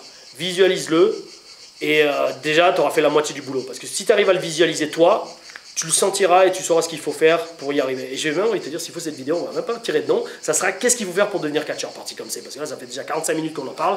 Non, après, voilà, on continue tant qu'on va continuer. De toute façon, moi j'ai toujours été détente sur ma chaîne, on est dans le même esprit, donc ça tombe bien. Détente simplement. Et je pense que là, voilà, le prochain. On va tirer 2-3 noms. Voilà, le prochain qui va me demander, genre, qu'est-ce qu'il faut faire pour être catcheur, je mets direct le lien de la vidéo, je vais pas chier à répondre. Et en termes d'école, est-ce qu'il faut quitter la France? Qu'est-ce qu'il faut faire? Alors voilà, bon, moi je te parle franchement, voilà, c'est ce que aussi j'allais dire. Sois franc, s'il te plaît. Je sais que tu as tendance à mentir parfois, essaie d'être franc. Tout le temps, j'essaie de protéger mon spot. Peut-être que spot. C'est ça, il y en a, ils sont tellement peur de perdre leur spot qu'ils vont te dire des saloperies, ils vont te prendre pour un gros. Oui, mais ça, c'est dans n'importe quel métier. C'est dans un boulot, le mec il a peur de prendre sa place, il va tout faire pour te mettre des bâtons dans les roues. C'est de la vie, c'est l'être humain qui est comme ça. Et encore plus dans le show business où il y a de la thune en jeu, de la popularité, de la célébrité. Bref. Les femmes? Ouais, c'est ça aussi. Et donc. Jordan, donc si tu vises la WWE, honnêtement, tu sais ce que ça je l'avais dit dans la vidéo, le catch c'est secondaire. Parce que si tu fais 2m10, tu fais 130 kg, ils te signeront et ils t'apprendront le catch à zéro. Voilà. Si tu fais pas 2m10, si tu fais 1m90 et tu fais 105 kg, que tu as une belle gueule et tout, ils te signeront quand même. Si tu fais 1m75 et que tu fais 80 kg, là ça va être dur. Sois très bon en catch. Voilà. Et sois très bon micro. Très bon micro, très bon catch. Et approprie-toi un putain de personnage. Voilà, et un look de taré. Voilà, exactement. Et pour être bon en catch, là c'est clair, dans ces gars-là, il va falloir que tu ailles dans une école top. Donc moi je te dis, il y a Lance, il y a Al Snow, il a OVW, là il a repris. C'est où ça? C'est Louisville, dans le Kentucky, mais c'est un peu chiant parce que les visas pour aller au States c'est chiant. Au Canada c'est un peu plus facile. Je sais qu'il y a Booker T qui a son école à Houston, je crois, au Texas, c'est la 5-star là où il a entraîné Ember Moon. Voilà. Il y a aussi les Dudleys qui ont leur école en Floride. Il y a des écoles. C'est pas New York? Non, c'est en Floride, c'est à Orlando. C'est Orlando, c'est à Winter quelque chose. C'est pas loin. Ouais, c'est 3D Academy. 3D Academy, voilà. Il faut y aller. Bon, moi je conseille toujours Lance parce que c'est lui qui m'a entraîné. Et puis Lance, il est no bullshit, tu vois. C'est Lance, voilà, c'est le mec, il est honnête. Il n'est pas là pour prendre ta thune, Lance. Le problème des écoles. Il apprend quand même. Oui, d'accord, c'est normal. D'ailleurs, il gagne bien sa vie. Mais il y en a, tu sens, ils sont là. Genre, déjà, je vais te parler franchement, Jordan, si tu t'entraînes que 2 ou 3 fois par semaine, c'est déjà très léger. Si tu vas dans une école où tu t'entraînes que 2 ou 3 fois, c'est léger. Parce que le catch, c'est un métier. Tu peux pas faire du catch comme tu fais du sport. Tu sais, genre, ouais, je fais du foot 2 fois par semaine, j'y vais. Non, parce que ça, tu sais, dans ces cas-là, que le catch, c'est un business, c'est un métier. Donc le truc, c'est que tu es là pour apprendre un truc. Si les mecs, ils te font que 2 ou 3 entraînements par semaine, tu sais qu'en fait, ils sont là pour prendre ta thune toute l'année. Genre que chaque mois, tu prennes ta licence. Allez, $50 par-ci, $100 par-là. Chaque mois, tu payes ton truc et ils font durer ta formation pour que tu craches à chaque fois la thune. Et au final, oui, tu vas apprendre, mais ils sont aussi là pour pomper ta thune. Moi, je te le redis, Lance, c'est 3 mois. 12 semaines, boum, 5 fois par semaine, 3-4 heures par jour. Et hop, tu as 3 mois pour te sortir les doigts du fion et devenir catcheur.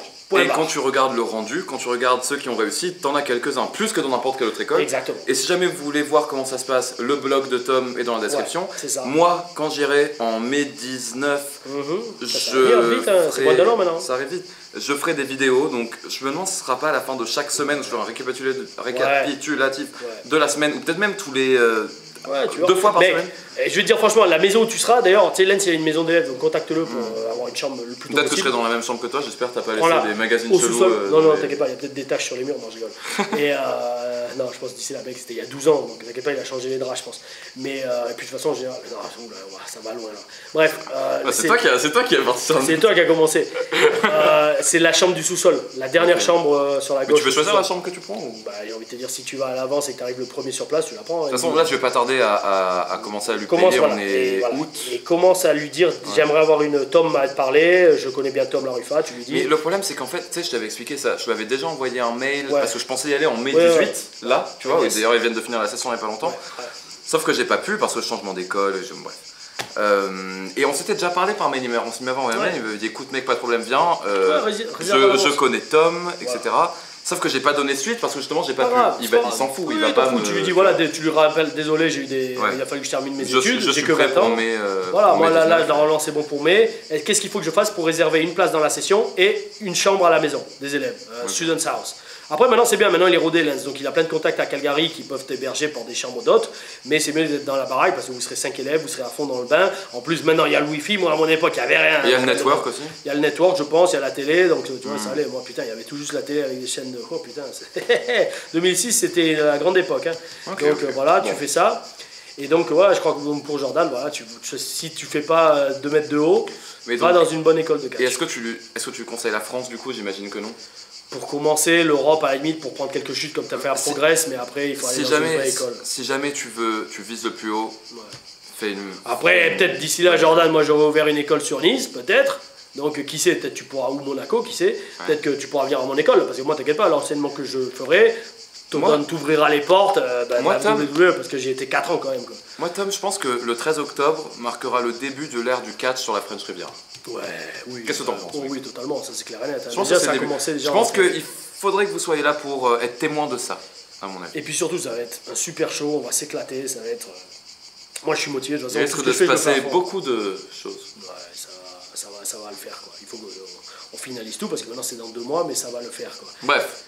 Jordan. Voilà, Jordan. C'est bon, ça fait 1 heure. Est-ce que t'as compris ou pas? 1 heure pour toi, Jordan. Tu nous as gavé, hein. Jordan. Oh putain. Jordan, la prochaine fois qu'il y en a un qui me pose une question, genre ouais, qu'est-ce qu'il faut faire pour être catcheur? Bloquez direct. Vous êtes prévenus, les gars. Oh putain, attends, si en plus 1 heure à parler ça. Déjà, moi je bloque dès qu'il y a une insulte. Si en plus dès qu'un mec qui me dit comment on fait pour la catch, je bloque aussi, putain, je vais plus avoir d'abonnés. Dès qu'il y en a qui dit que la vidéo est gênante. D'ailleurs, mec, ouais, évite de partir en coucougnette. S'il te plaît, mec. J'essaie. Tu fais un peu chier, genre. Ouais, on essaie d'être là, tranquille, bien, ta tête, je prends en Non, mais je pense que ça va. Moi, je suis gênant, fais de mon mieux, fais de ton mieux également, ok? C'est pas facile. Non, mais je pense qu'avec l'intro qu'on a fait, je pense que ça va. Là, on n'est pas trop, on est super sérieux, c'est pas... Après, écoute, on laissera juger cette personne, parce qu'il n'y a que lui qui peut... Nous, on n'est rien. Mais lui, voilà, il sait de quoi il parle. Exactement. Il va nous donner les leçons, quoi. Bon, it's time. Oh, it's time. It's Vader time. Allez, on a plus qu'une demi-heure. Ça va faire 2 noms. The names. Les amis, c'est parti. Attends, t'as un truc à rajouter? Pierre Fessido pour qu'il prend. Attends, t'as un truc à rajouter avant qu'on commence les noms ou pas? Non, parce que j'ai Moi, je crois que j'ai rien. Jordan, il sait ce qu'il a à faire. Voilà, les mecs, voilà, Jordan, t'as eu 1 heure spécialement pour toi. Tu diras bonjour à Michael. Et à Mathieu. Et à Dorian. Mathieu?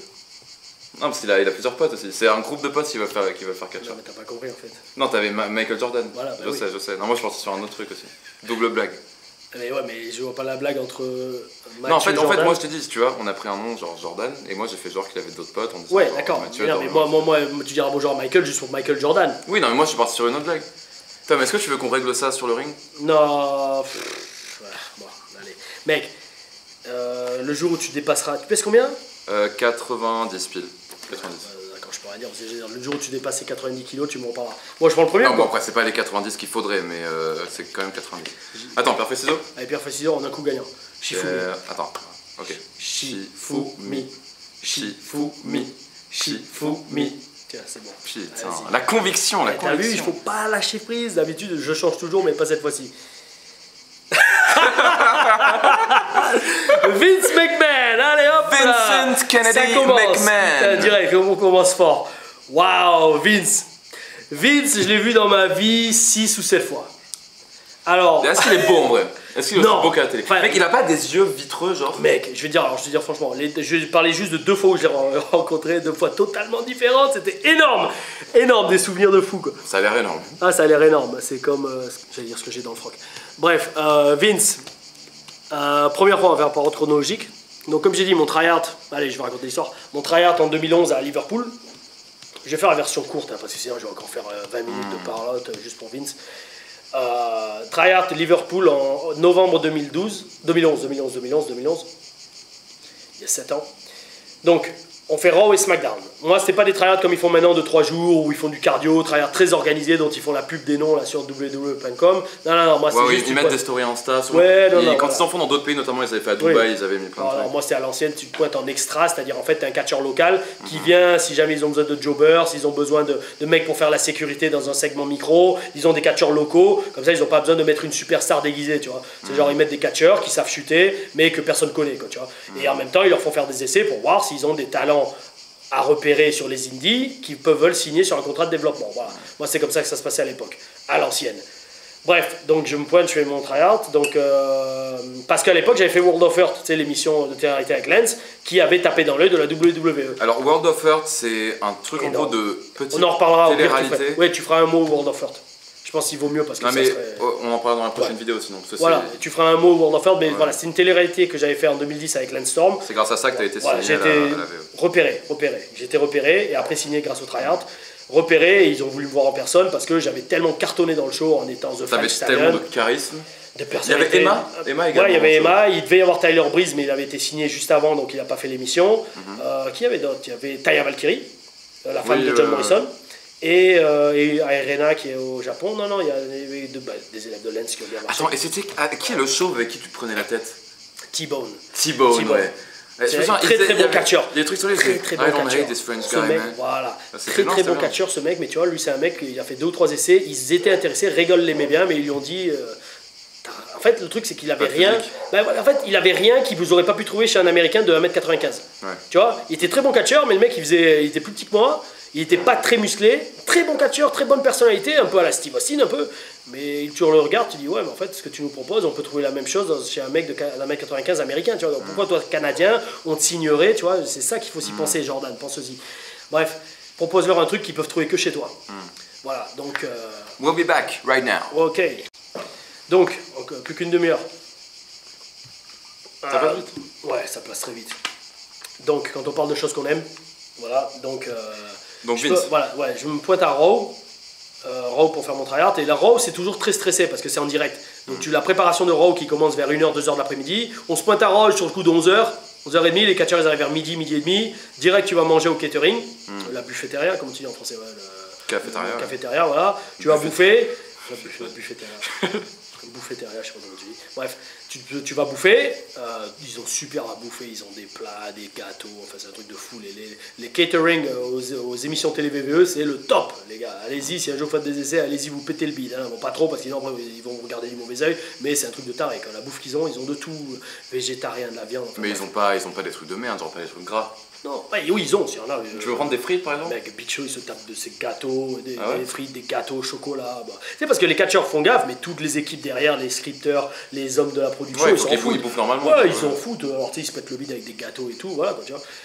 Et donc, les mecs, ils vont bouffer, après ils prennent connaissance du show, et après, de 2h30 jusqu'à 5h, 6h du soir, quand ils ouvrent les portes pour les fans, ils répètent les shows, les parties importantes du show, tu vois. Et c'est là que je disais, tu vois, les vidéos des Titantron, ils répètent les grosses promos du show, les placements, les caméras, les angles de caméra, les gros moments des matchs. Voilà quoi.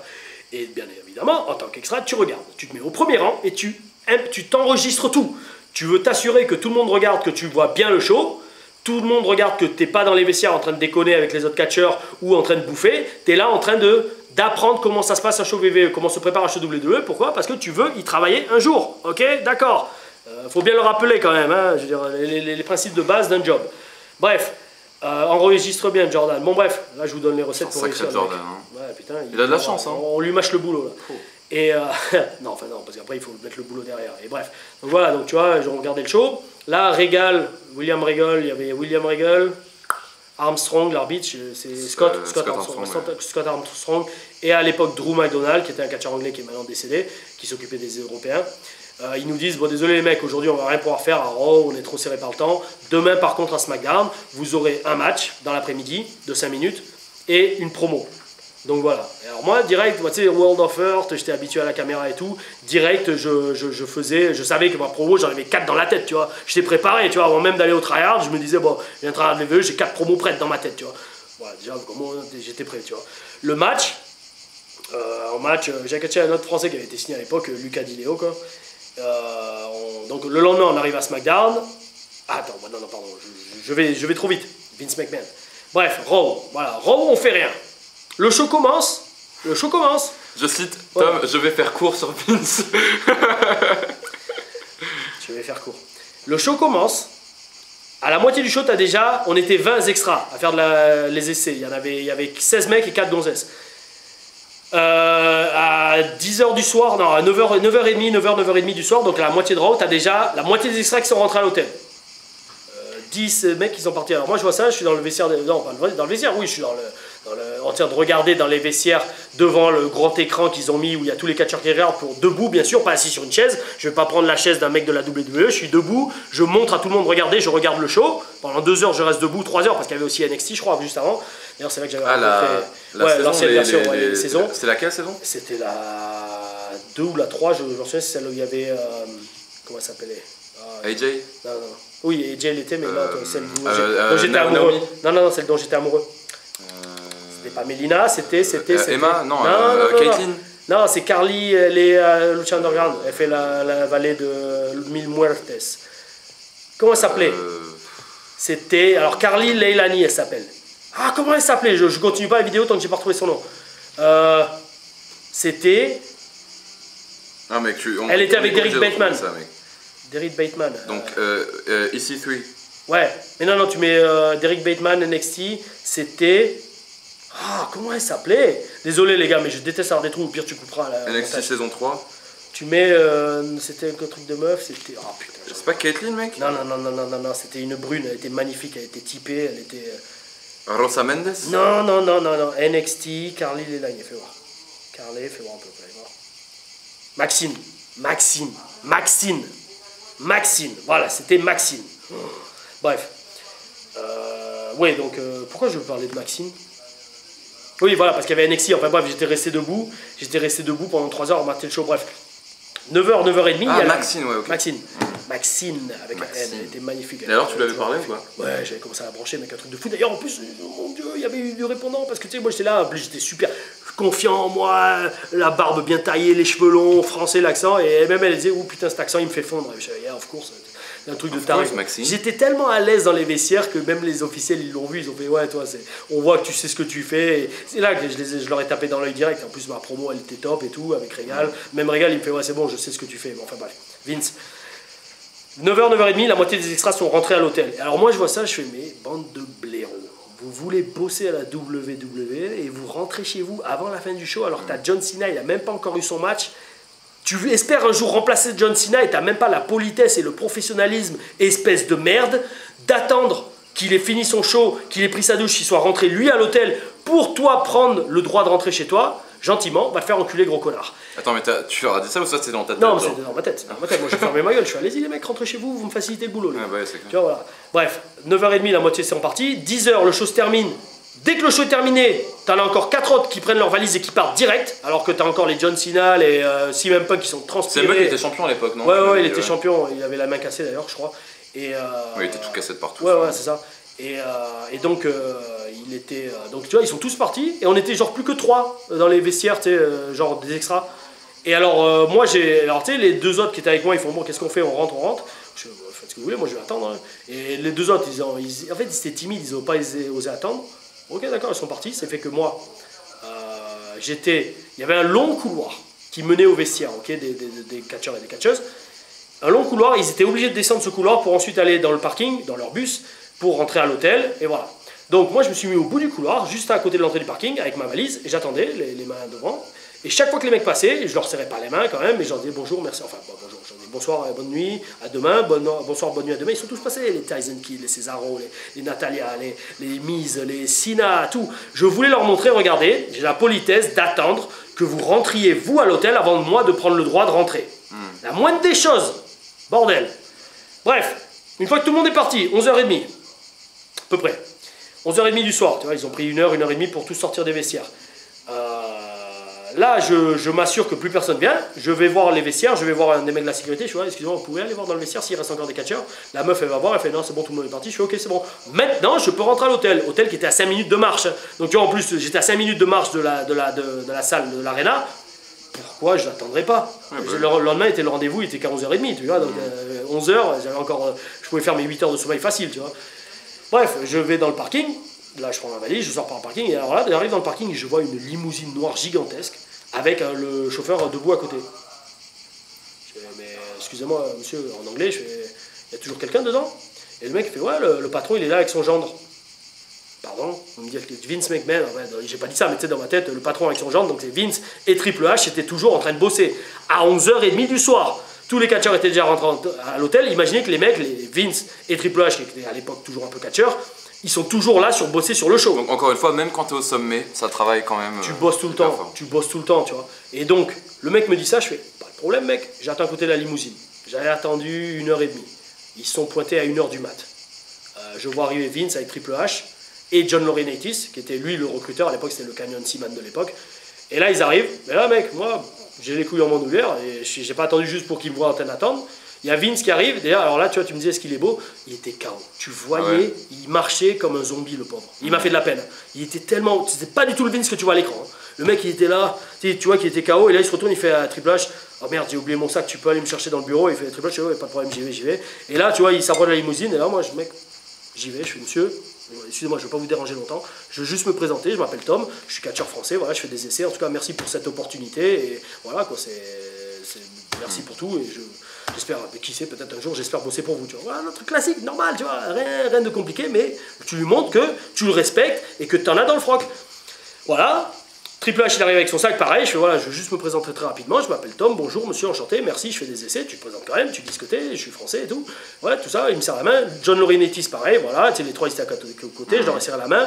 John Laurinaitis, ça doit être impressionnant comme scène, quand même, même si c'est, tu vois, d'avoir les trois en face, et t'es là, tu leur serres tous la main. Mais je vais te dire franchement, comme on a dit à Jordan, prépare-toi à l'avance et confiance en toi, bordel de merde.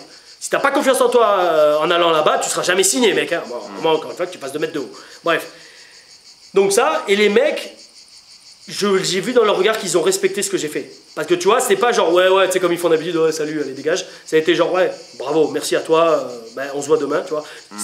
C'était une autre échelle de trucs. Au moins, en général, ils ont vu ton visage pendant quelques secondes et ils se souviennent de Ils ont vu que toi, voilà, j'étais pas le mec genre, oh mon dieu, Vince McMahon, oh mon dieu, merci, oh mon dieu, c'est un honneur. Non, mec, si un jour c'est censé être ton patron, et parlons franchement, si c'est censé être le mec avec qui tu vas préparer le main event de WrestleMania parce que tu vas catcher pour lui pendant 20 minutes dans le main event du plus gros show de l'année, le mec il veut pas d'une tarlouse qui est là à dire oh mon dieu c'est Vince McMahon, j'ai trop peur. Non, il veut un mec qui fait monsieur, Vince, merci, on va faire du bon business ensemble. Point barre, c'est comme ça qu'il faut penser.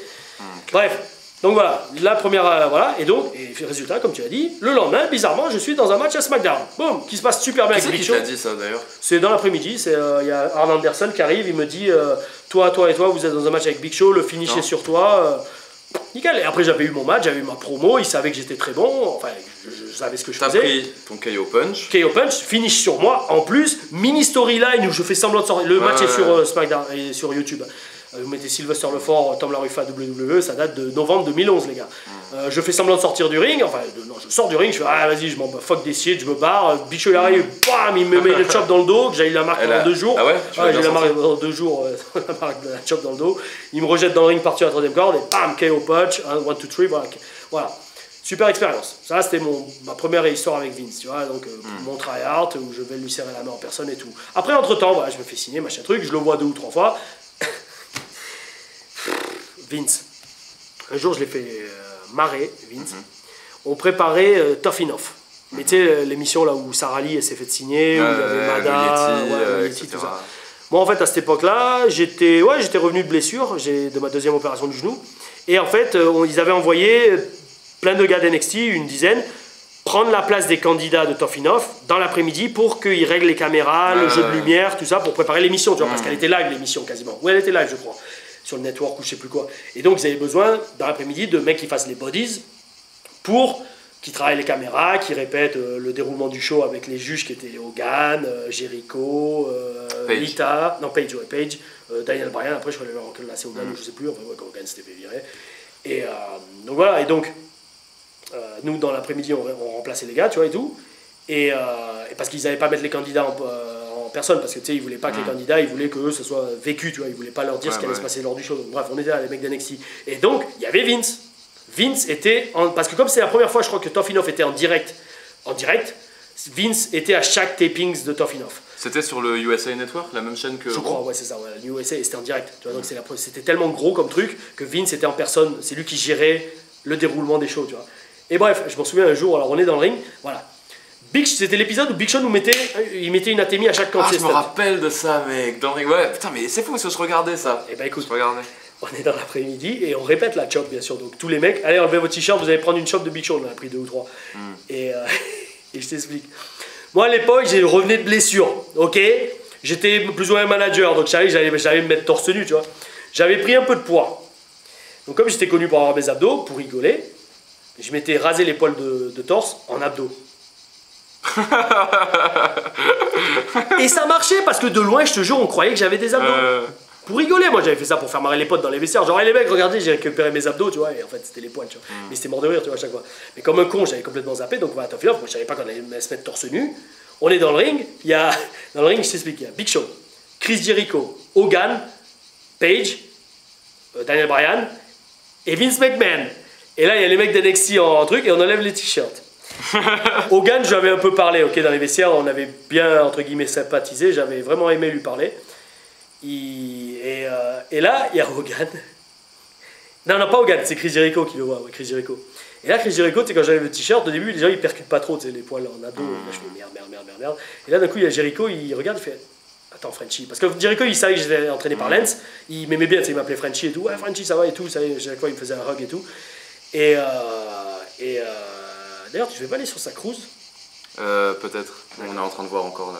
Mais j'aimerais bien parce que c'est un truc de musique en plus. Si tu vas, tu premier ring sur la mer. C'est ça. Aussi. C'est ça. Il y a une bonne carte. Si tu y vas, tu lui passes le bonjour de Frenchie, Sylvester de chez Lance Storm. Je pense qu'il se souviendra de moi. Ça marche. S'il te plaît, parce que il était vraiment cool, Chris Jericho. Oui, bah moi, et c'est un modèle. Chris Jericho, tu vois, c'est le genre de mec. C'est pour moi, c'est mon modèle. Comme je l'ai souvent dit, j'ai lu la plupart de ses livres.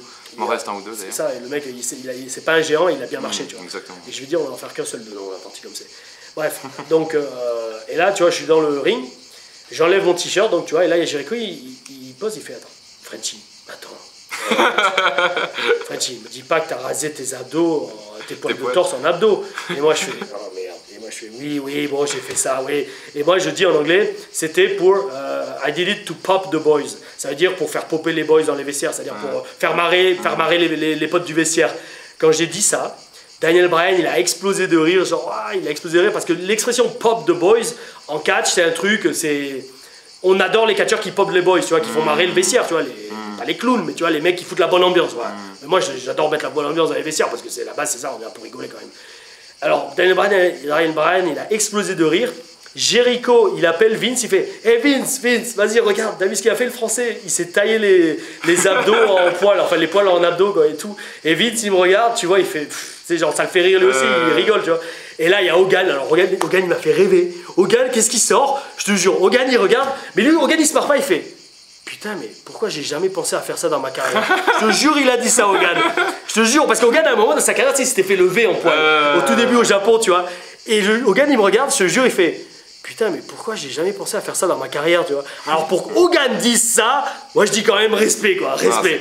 Enfin bah voilà, tu vois, c'est les deux souvenirs que j'ai de Vince. C'est cool, non mais et du coup je pense que voilà, tout ce genre de truc que t'as fait avec lui, si jamais tu le revoyais demain, je pense qu'il se souviendrait de toi. Je pense que oui. Non mais disons qu'il te remettrait, peut-être qu'il dirait pas oh putain oui c'est Sylvester le fort, mais il voit tellement de trucs. Oui, non mais oui. Non, il se souvient, non, avec la tronche logée, je pense pas qu'il me reconnaîtrait, mais non, parce que j'avais les cheveux longs, la barbe courte. Mais ouais, non, il se souviendra, ouais, t'étais le petit français qu'on avait à une époque, ouais, mais c'est tout, quoi. Bref. Voilà, tout pour Vince McMahon. Les amis, c'est moi qui tire. On va faire que 3 noms, je te l'annonce. Papier. Ouais. On en fera plus la prochaine vidéo si jamais tu n'es pas assez cher. Enfin, tu n'es pas trop cher, pardon. Si t'as pas trop de questions. Hein. Et si tu m'as pas saoulé d'ici là aussi. C'est vrai, attends, et puis moi aussi j'ai des reviews de Raw et de SmackDown à faire. Ma chaîne c'est French Wrestling, c'est pas l'interview d'aller à la muscu. Non plus, hein. Oui, je suis allé courir. C'est ça. Tu me vois pas la muscu, au lieu de faire la muscu comme moi. Un jour tu verras, Tom. Allez, putain, tu veux choper le mot. Et quand tu comprendras, ce sera trop tard. Ah, mais ça, t'arrives pas à faire ça, toi. Ah. Becky Lynch. Mais c'est la totale. Becky, mon dieu, je l'adore, Becky. Dis-nous tout. Anecdote croustillante. Il y aurait trop à dire. Bon, alors en 2-3 minutes, le plus non, en 2-3 intéressant. minutes, ça sert pas. Becky, je vais passer 10 minutes au moins sur elle. C'est parti. Becky, c'est la personne la plus pure que j'ai jamais connue à NXT. J'ai même envie de dire limite dans le business. Pure dans le sens que elle est adorable. Vraiment, elle est gentille. Elle a pas une once. Tu dis en français une once de méchanceté, de mal en elle. Elle a été ma voisine pendant 1 an et demi. On vivait dans le même complexe, juste en face de la rue. Elle habitait. Becky, c'était ma meilleure amie féminine là-bas à NXT. On se voyait souvent dehors du boulot, on allait au resto. Vous discutiez de tout, au-delà du catch. de tout, de la vie, mais surtout du catch. Ouais, mais sur le plan personnel, vous vous confiez des trucs en mode comme des amis ou... Je vais partager je vais pas trop rentrer dans les détails parce que je veux pas quand même faire sa confiance. Mais Becky, si je dis ce que j'ai en tête, j'ai envie de dire c'est grâce à moi qu'elle est à la télé. Je vais vous dire pourquoi. Becky, c'est une des meilleures catcheuses du roster, facile. D'accord. En plus, attention, Becky c'était Rebecca Knox sur les Indies, ok? Becky c'est pas la meuf qui a commencé le catch à la WWE. Becky, elle a fait 10 ans de catch avant de la WWE. Rebecca Knox, elle s'appelait en Europe. Et déjà, moi, quand je commençais le catch, elle catchait déjà depuis 2-3 ans. Et je me souviens, je matais ses photos. Je me suis dit, putain, elle est super mignonne, elle et tout. Rebecca Knox, elle s'était entraînée avec Finn Balor. Elle avait commencé à entraîner, elle avait 14 ans. 14 ans, et d'ailleurs, elle avait menti sur son âge. Parce qu'elle ne pouvait pas s'entraîner avant 16 ans à l'école où elle allait. Elle avait menti, elle avait dit qu'elle avait 16 ans, mais elle en avait 14. Tout simplement pour pouvoir commencer le catch. Ok? À 18 ans ou à 20 ans, ça a été la plus jeune étrangère à aller au Japon. C'était une gaijin. Elle était allée dans un dojo au Japon s'entraîner. C'est là qu'elle a connu Natalia et Sarah Del Rey, enfin Sarah Amato, la coach à NXT. La meuf, elle avait 18 ou 20 ans, je sais plus. Ça a été la plus jeune catcheuse à jamais aller au Japon. Bon, maintenant, je pense que c'est Xia Brookside, la fille à Ruby Brookside, qui va faire le meilleur classique là maintenant. Mais bon, bref. Donc Becky, c'était une super catcheuse, c'était une des plus grandes catcheuses d'Europe avant. Après, elle a fait un break du catch parce que voilà, elle avait été dégoûtée, comme tout. Quand t'aimes vraiment un truc, comme on parlait avec, c'était qui d'ailleurs CM Punk, quand t'aimes vraiment un truc et que ça te dégoûte, tu fais un break. Elle a fait un break de l'air. Voilà, hôtesse de l'air, cascadeuse, actrice, elle a tout fait, comme elle le dit, elle a tout testé. Et elle me confiait. Là-bas en Irlande ou tout. Elle a fait un stage, elle allait faire ses études d'acting à New York. Okay. C'est là d'ailleurs qu'elle a connu Aiden English avant qu'il soit catcheur lui aussi. Ils ont fait la même école d'acting, je crois, un truc comme ça. Et ils se connaissaient d'avant, le catch et tout. Bref. Et moi, elle me disait, quand elle me confiait, elle me disait, tu vois, mec, Tom, Frenchie, elle m'appelait Frenchie elle aussi. Frenchie Tom. You aussi Frenchie Moit. Frenchie Tom. Ouais, Frenchie Mate. Moit. What's up, Moit? Moit. Exactement, c'est adorable. Je les ai connus à Londres. Irlandais. Et elle me disait, tu vois, dans ce break j'ai fait de 6 ans, le catch, ça me manquait. Elle m'a même dit un jour, limite, elle pensait, elle se sentait, elle dit, il me fallait le catch dans la vie. Et donc elle s'est réentraînée. Elle me dit, vas-y, maintenant mon objectif c'est de me faire signer par la WWE. Et elle a réussi. Genre ça lui a pris 2 ans, elle a repris les entraînements, le catch, et elle s'est fait signer donc, par la WWE. Donc elle arrive au Performance Center, Orlando. Très très bonne catcheuse. Regal l'adore, parce que Regal c'est Regal qui l'a fait signer. Regal et Brookside, c'est les deux qui l'ont fait signer. Mec, c'est une des meilleures catcheuses au monde, anglaise, irlandaise, enfin voilà, tu vois, donc c'est un peu comme leur fille, tu vois. Regal l'a considérée beaucoup comme sa fille, tu vois, qu'il n'a jamais eu. En rigolant, il lui disait souvent ça, quoi. Mais elle est adorable, cette fille, tu vois. You're the daughter I never had. Voilà, vraiment, tu vois, parce qu'elle est tellement gentille et tellement bonne dans le ring que voilà, quoi, tu vois. Bref, voilà, et donc le problème de Becky, c'est que quand elle a commencé à NXT, je ne dirais pas de nom, mais elle avait une partie de l'office qui était contre elle. On ne sait pas pourquoi. Des vieilles histoires qui dataient des Indies. Tu peux me dire le nom à l'oreille ou pas? Non, je te le dirai tout à l'heure hors caméra, quoi. Mais donc elle avait une partie des dirigeants qui l'aimaient pas trop. Et elle le sentait, Becky. Elle se défonçait à l'entraînement. Elle faisait des gros matchs sur les live events, mais elle n'était pas à la télé. Moi, à cette époque, c'était en 2014, je commençais à bien marcher à la télé. Les légionnaires, ça commençait à mousser. J'avais fait, très important, ça je tiens à ce que les gens le sachent, j'avais fait le dark match. Le seul dark match de NXT Arrival, qui était le tout premier takeover. Ouais. J'avais fait contre Mason Ryan. Donc, en fait, grosso modo, j'ai été le premier à mettre le pied sur le ring de NXT Arrival. C'était pas à la télévision, c'est le dark match, c'est là qu'ils règlent les caméras et qu'on chauffe un peu la foule. Mais voilà, j'étais dans le dark match, c'était d'ailleurs un de mes premiers matchs que j'ai fait vraiment. Mason Ryan, bien à catcher ou pas? Ça va, très très bon gars, super sympa. Il était caisse, hein, très caisse, je veux pas dire limité dans le ring, mais vu qu'il est tellement grand et tellement caisse, tu peux pas faire des super spots de très mouvement, mais c'est pas, de toute façon il est pas là pour ça. Donc voilà, donc moi j'avais le vent en poupe. J'avais le vent en poupe. Le catch, les mecs ils commençaient à me faire catcher de plus en plus, ils commençaient à kiffer mon personnage de français, Hill, tu vois. Donc, je commençais à savoir comment ça marchait, un peu l'office et les vestiaires. Et donc, moi, je vois la pauvre Becky, qui était ma voisine, que je voyais tous les week-ends, tous les dimanches, on allait manger au resto, on allait prendre un café et tout. Au Drunken Monkey, à Orlando, d'ailleurs, je l'ai vu dans sa story hier ou aujourd'hui. Elle y était. Ouais, elle y était, à Orlando, elle était à Orlando. Tu lui parles encore régulièrement? Ouais, je lui ai parlé il y a 2 jours, je sais plus pourquoi. Mais, et vous voyez ou pas? Ah non, elle est tout le temps sur la route. Elle est tout le temps sur la route. Mais par contre, je lui dis, il faut que je vienne en Californie lui rendre visite à son... Elle habite en Californie maintenant. Non, parce que sinon, parce que Mika aussi, Marcus. Je peux la faire venir à Nice un week-end. Moi, je suis là. Et je lui dis, il faut que tu passes à Becky. Hein. Pourquoi on s'est parlé? Regarde, c'est ça. On regarde pas. Ouais, c'est Grand, c'est pas ça, c'est le 10 avril. 1er juin. Ouais, le 31 juillet, là, c'est il y a quelques jours, on s'est parlé quoi. Non, mais c'est cool. Route. Non, mais c'est vrai qu'elle a l'air très gentille en tout cas. Ouais, non, adorable. Bon, bref, donc, pour faire simple, à la fin. Bah écoute, non, c'était à la fin de Arrival, c'est ça. Oui, je m'en souviens, j'étais tellement chaud là. Putain, j'ai fait le dark match contre Ryan, j'étais bien chaud. Becky a confirmation que la personne, enfin les personnes qui la blairent pas trop, elle a confirmation que c'est là, de là vient le problème qu'elle n'est pas à la télé. Ok. Regal lui a dit. Une partie du management. Voilà, Regal lui dit, lui a pris à part, il lui fait, écoute Rebecca, il y a quelqu'un qui t'aime pas ici, t'as un problème avec quelqu'un, il lui pose la question comme ça. Et alors là, Becky, la pauvre, a été complètement fondue en larmes. Elle a pleuré, tout ce qu'elle avait, parce qu'elle adore le catch, elle aime ça, c'est sa vie, tu vois. Et moi, comme on habitait dans le même, pas le même appart, mais dans le même complexe d'appartements, elle n'était pas venue en voiture, elle était venue avec une amie. En fait, cette amie m'appelle, elle me fait vas-y Frenchy, viens chercher Becky la pauvre parce que là elle peut pas rester, elle est complètement écrasée et tout. Et donc elle vient dans la voiture et là Becky la pauvre elle est complètement en pleurs et tout. Et alors moi je vas-y. Donc avec toi à côté dans la voiture? Elle est dans la voiture, moi tu sais, moi j'ai tout chaud, putain je vais faire le dark match à takeover. Je suis là, King, Life King, boum boum boum. Je m'appelle. Ça y est, j'ai main eventer à WrestleMania. Ouais d'accord. Bref, et je suis en route pour main eventer à WrestleMania, désolé Jordan. Et bref, et là Becky la pauvre elle est complètement en pleurs et là je lui fais bon vas-y reprends ton truc et là elle m'explique voilà. Mes craintes se sont confirmées, il y a quelqu'un qui m'aime pas au mais placé. attends, mais t'as qui dans le management? T'as Triple H, je dirais pas qui c'est. Regal, je dirais pas. Je dirais pas qui c'est. Je dirais pas qui c'est. Et dans ça là-dessus, je dirais pas. Il y a des choses qui se disent. Mais donc c'est juste une personne? Je te dirais pas. Je dis ça juste que quelqu'un, plusieurs personnes, en tout cas, il y avait quelque chose qui coinçait dans le management à son niveau. On sait pas pourquoi. Et ben moi je lui dis Becky, écoute. Là, je vois que là, on est dans une impasse pour toi, parce que et moi, encore une fois, j'avais le vent en poupe, hein, je savais, j'étais chaud. Je lui fais à Becky, je lui dis, écoute, ce qu'il faut que tu fasses, c'est ces personnes. La semaine prochaine, tu vas les voir, tu t'assois face à face avec ces personnes, et tu leur dis, voilà, moi, je sens qu'il y a un problème. Moi, je suis là pour apporter tout ce que je peux apporter à cette compagnie. J'aime le catch, j'aime la WWE, j'aime être ici, j'aimerais qu'on règle notre problème pour qu'on puisse travailler ensemble pour aller de l'avant. S'il y a un problème, qu'on mette tout sur la table et qu'on règle tout. Comme des hommes, enfin comme des hommes, comme des femmes, bordel de merde. Quand il y a un problème, on parle en face à face et on règle le problème sur la table. On fait pas les coups en pute dans le dos, là, genre lui je l'aime pas, maintenant le mettez pas à la télé, c'est un enculé. C'est de la merde ça, c'est de la merde.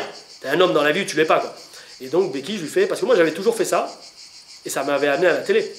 Souvenez-vous, moi j'en avais dit dans la vidéo précédente qu'il voulait pas que je catch, il voulait que je manage. Moi je m'étais toujours comporté en homme comme ça, je fais écoutez, je veux catcher, s'il vous plaît, je sais que je peux catcher. Finalement, j'en arrive à faire le dark match de takeover que je savais pas que j'allais le faire. C'est la veille, c'est un de mes potes arbitres qui m'appelle, qui fait oh Frenchy, tu sais que tu catches demain. Je lui dis qu'est-ce que tu racontes, c'est Rival, je catch pas. Il fait ouais, t'es dans le dark match avec Mason Ryan. Je fais hein, quoi? Et vous aviez combien de temps? On avait eu 5-10 minutes. 5-10 minutes, un truc comme ça. C'est qui a gagné? Ryan. Je vais pas gagner, mais on s'en fout, c'est un dark match, c'est pas télévisé. Quoi. Bon, bref, je dis à Becky, fais ça. Elle reprend, elle s'arrête de pleurer, puis elle dit ouais, c'est vrai, t'as raison, Frenchy, il faut que je fasse, il faut que je sois courageuse et que je fasse et tout. Parce qu'à l'époque, voilà, elle était que sur les live events, elle faisait des gros matchs, mais elle était toujours pas à la télé. Je vous dis, c'est vers début 2014. Regardez le network, elle était toujours pas à la télé, Becky Lynch. Long story short, l'histoire longue courte, en bref, la semaine d'après, elle le fait. Elle va voir les personnes en question, elle met tout sur la table, en professionnel, pas d'animosité. Donc fuck you on white. Non, réglo, tu vois, professionnel et tout. Et ben, 3 semaines après, les tapings après, elle était à la télé. Et alors là, ça a été... Elle est montée, la meuf, en un an, respect total, même elle m'a bluffé. En un an et demi, elle était déjà Raw et SmackDown. Comme quoi, il faut toujours s'imposer, ce qu'on s'est dit tout à l'heure. C'est surtout et régler les problèmes quand même. Voilà, et régler en homme, en homme, tu vas voir la personne. Ça, toujours mieux que le téléphone. Si j'ai un petit conseil, tu vas voir la personne, tu fais écoute, c'est quoi le problème? Voilà, c'est ça. Moi, sans animosité, je veux apporter tout ce que je peux apporter, on règle le problème. S'il y a un problème, on met tout sur la table et on y va.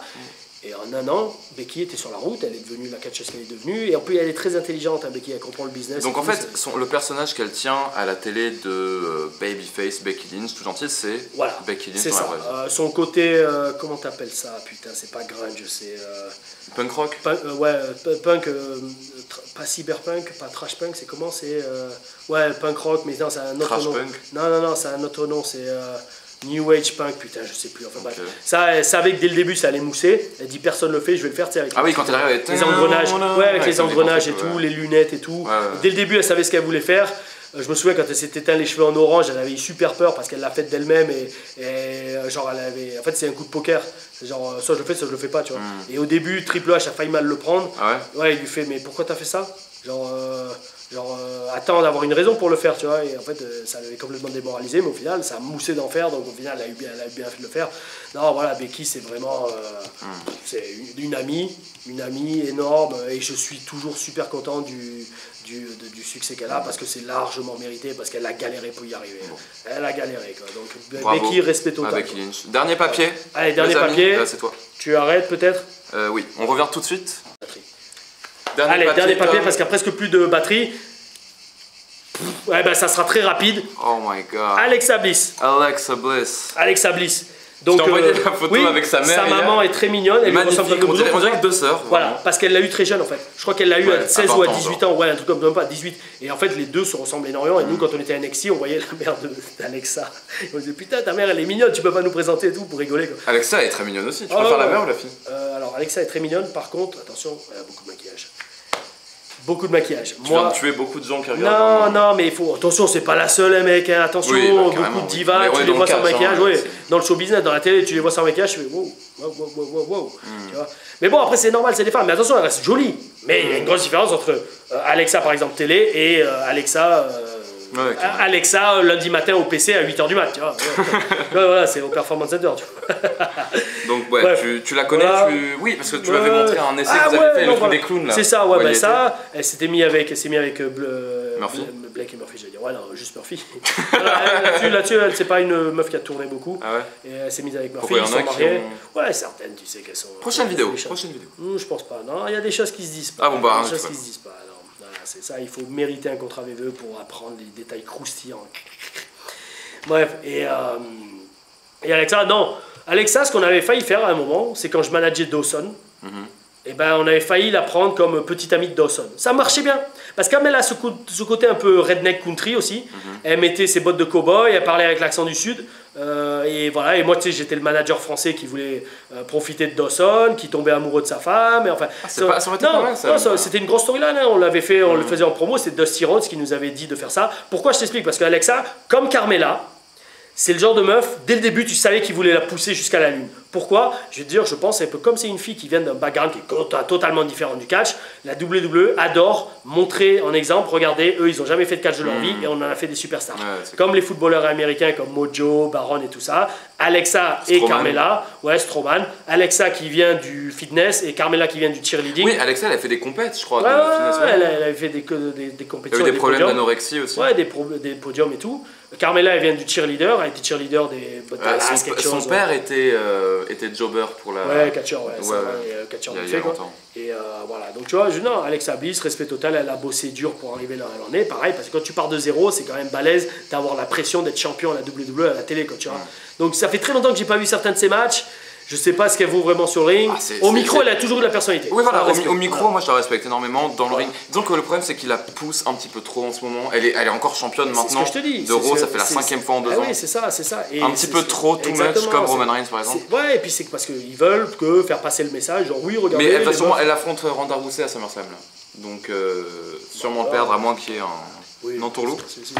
Écoute, Alexa, moi en tout cas, je l'adore. Moi j'ai quand même envie d'en faire quelques d'autres. Qu'on prenne un peu d'avance. Ouais, allez, on va faire encore un petit quart d'heure. C'est parti. Parce que là, il faut pas que la caméra s'arrête, par contre, tu veux pas la changer? Ah si. Lana. Ah si. Lana. Je change la caméra, les amis, on revient tout de suite. Lana. Changement de caméra, les amis, nous sommes de retour pour terminer cette vidéo avec Lana.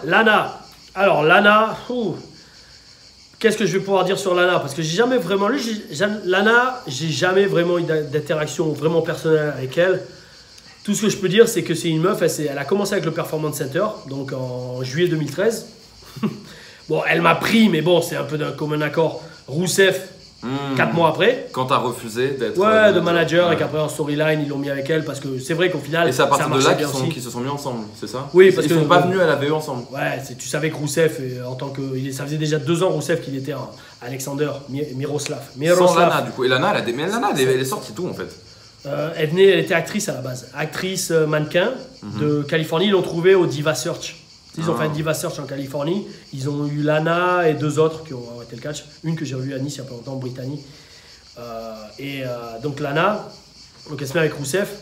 Parce qu'en fait, elle est un peu d'origine russe, voilà. Et elle parle russe. Ouais, elle est moitié américaine, moitié russe, Lana. Et donc l'idée, c'était que voilà, en tant que moitié russe, elle pouvait parler russe. Donc alors que Rousseff qui est bulgare à la base, qui a un peu rien à voir, mais bref, c'est comme Kofi Kingston qui est jamaïcain. Exactement, qui est ghanéen et ils ont fait jamaïcain. Ouais. De toute façon, c'est comme Owens, bon, ils l'ont pas fait, mais avec Dupré par exemple, qui était québécois, ils le font français. Tu vois, les Américains, ils sont pas très, ils regardent pas trop la géographie, quoi. C'est vrai. Et bref, et donc voilà, Lana, ils l'ont mis ensemble avec Rousseff. Oh, ça a cartonné dès le début, parce que c'est vrai quand même, ça faisait très. En fait, l'idée c'était Rocky 4. Ouais. C'était pas le gros russe blond aux yeux bleus, mais le gros bourrin russe. Qui speak. Avec, voilà, qui speak peut-être, je sais pas, Rousseff. Mais qui est avec. Voilà, ouais, mais peut-être pas dans la VVE, mais dans Rocky 4, ouais. Avec la meuf qui parle russe et qui énerve tout le monde parce qu'elle parle russe. Et qui a des magnifiques tailleurs aussi. Ouais, c'est ça, voilà, c'est exactement, qui est Ravishing Lana, c'est ça? Non, vraiment, Lana, pour moi, je pense que c'est celle qui a le meilleur physique à la WWE. Je sais pas ce que t'en penses. Mais après, on n'est pas le même genre. Toi, tu préfères les. Là, après, elle s'est fait faire des implants, quand même. Moi, quoi? Oui, Lana, c'est des implants qu'elle a eu. Mais au sein. Ah, ok.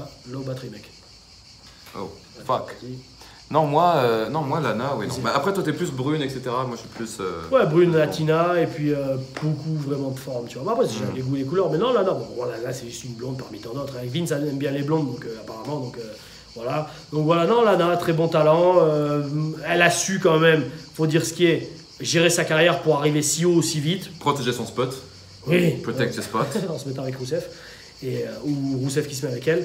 Voilà, et voilà, dès le début, tu savais que Rousseff, il voulait se mettre avec elle dans la vraie vie. Qui peut le blâmer, n'est-ce pas? C'est vrai. Voilà. Et il a réussi.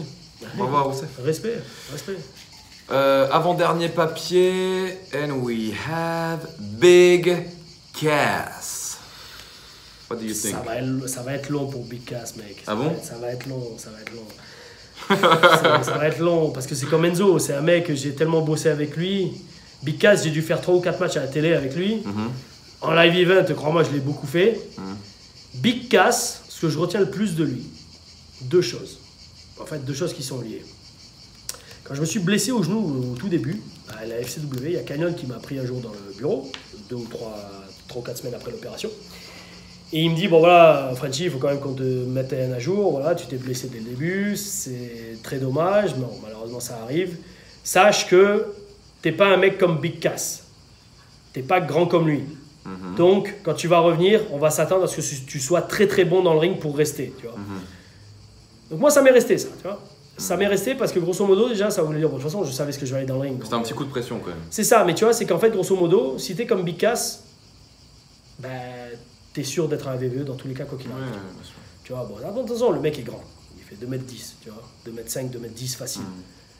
Mais tu vois, moi, tout de suite, pour un mec qui soit quand même, qui est petit pour la VVE, et un mec qui a catché beaucoup sur les indies et qui prend le catch à cœur, j'aime pas cette mentalité de t'es grand, donc tu vas être une star. Pour moi, tu vas quand même mériter d'être bon dans le ring, tu vois. Donc tu vois, avec Big Cass, attention, je m'entendais très bien avec lui, mais ça avait toujours eu cette saveur, ouais, t'es juste là parce que t'es grand, tu vois. Voilà. Et même lui le savait, c'est pour ça que lui il avait beaucoup de pression sur lui et que voilà. Quoi.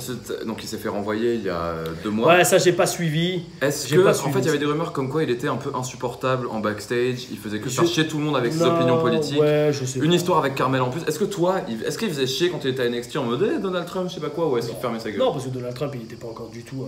Non, mais je veux dire, est-ce que c'était un mec chiant? Non, là-dessus, Cass m'a jamais vraiment fait chier et je vais te dire, c'est comme Enzo. Oui, des fois, d'accord, il pouvait être chiant dans le sens que... En fait, Cass avec moi, il était surtout très insecure. C'est-à-dire il manquait de confiance en lui dans le sens qu'il savait qu'en catch, il était quand même un peu limité. Donc, quand je catchais avec lui, quand on catchait avec lui, avec les légionnaires, avec Marcus, il était souvent très non, il faut que j'ai l'air fort dans le match, ils veulent que j'ai l'air très fort, ils veulent que j'ai l'air, les officiels, ils veulent que j'ai l'air très dominant, alors que mec, on était au fin fond de Tampa, loin des caméras télé, tu vois. Mais le mec, il fallait quand même qu'il nous fasse chuter dans tous les sens, tu vois. Et nous, avec Mika, on se regardait, on fait mais putain, c'est bon, c'est bon mec, oh, putain, on est à Tampa devant 200 personnes, on n'a pas besoin de chuter 5 fois pour toi au début du match, oh, mec, on va rechuter demain, on va rechuter après-demain, s'il te plaît, pense à nous, merde, on a un corps nous aussi, on aimerait faire carrière, on aimerait pas, et on s'entraîne 4 fois par semaine, oh mec, s'il te plaît, tu vois, donc ça, Cass comme Mojo, c'était ce genre de gars-là, les mecs, il faut te faire chuter pour qu'ils moussent, c'est bon quoi. Donc voilà, et Cass, je me souviens surtout de lui, c'est ça, tu sais, à un moment à NXT, on prenait des cours d'acteurs. Dusty Rhodes faisait venir avec un mec d'Hollywood d'ailleurs, ouais. De Howard Fine qui était le coach acting de Will Smith, Brad Pitt et de pas mal de stars d'Hollywood. Michael Chiklis aussi, que j'aime bien comme acteur, dans The Shield, une série télé d'il y a plus de 10-15 ans. Bref, il nous faisait faire des cours d'acting.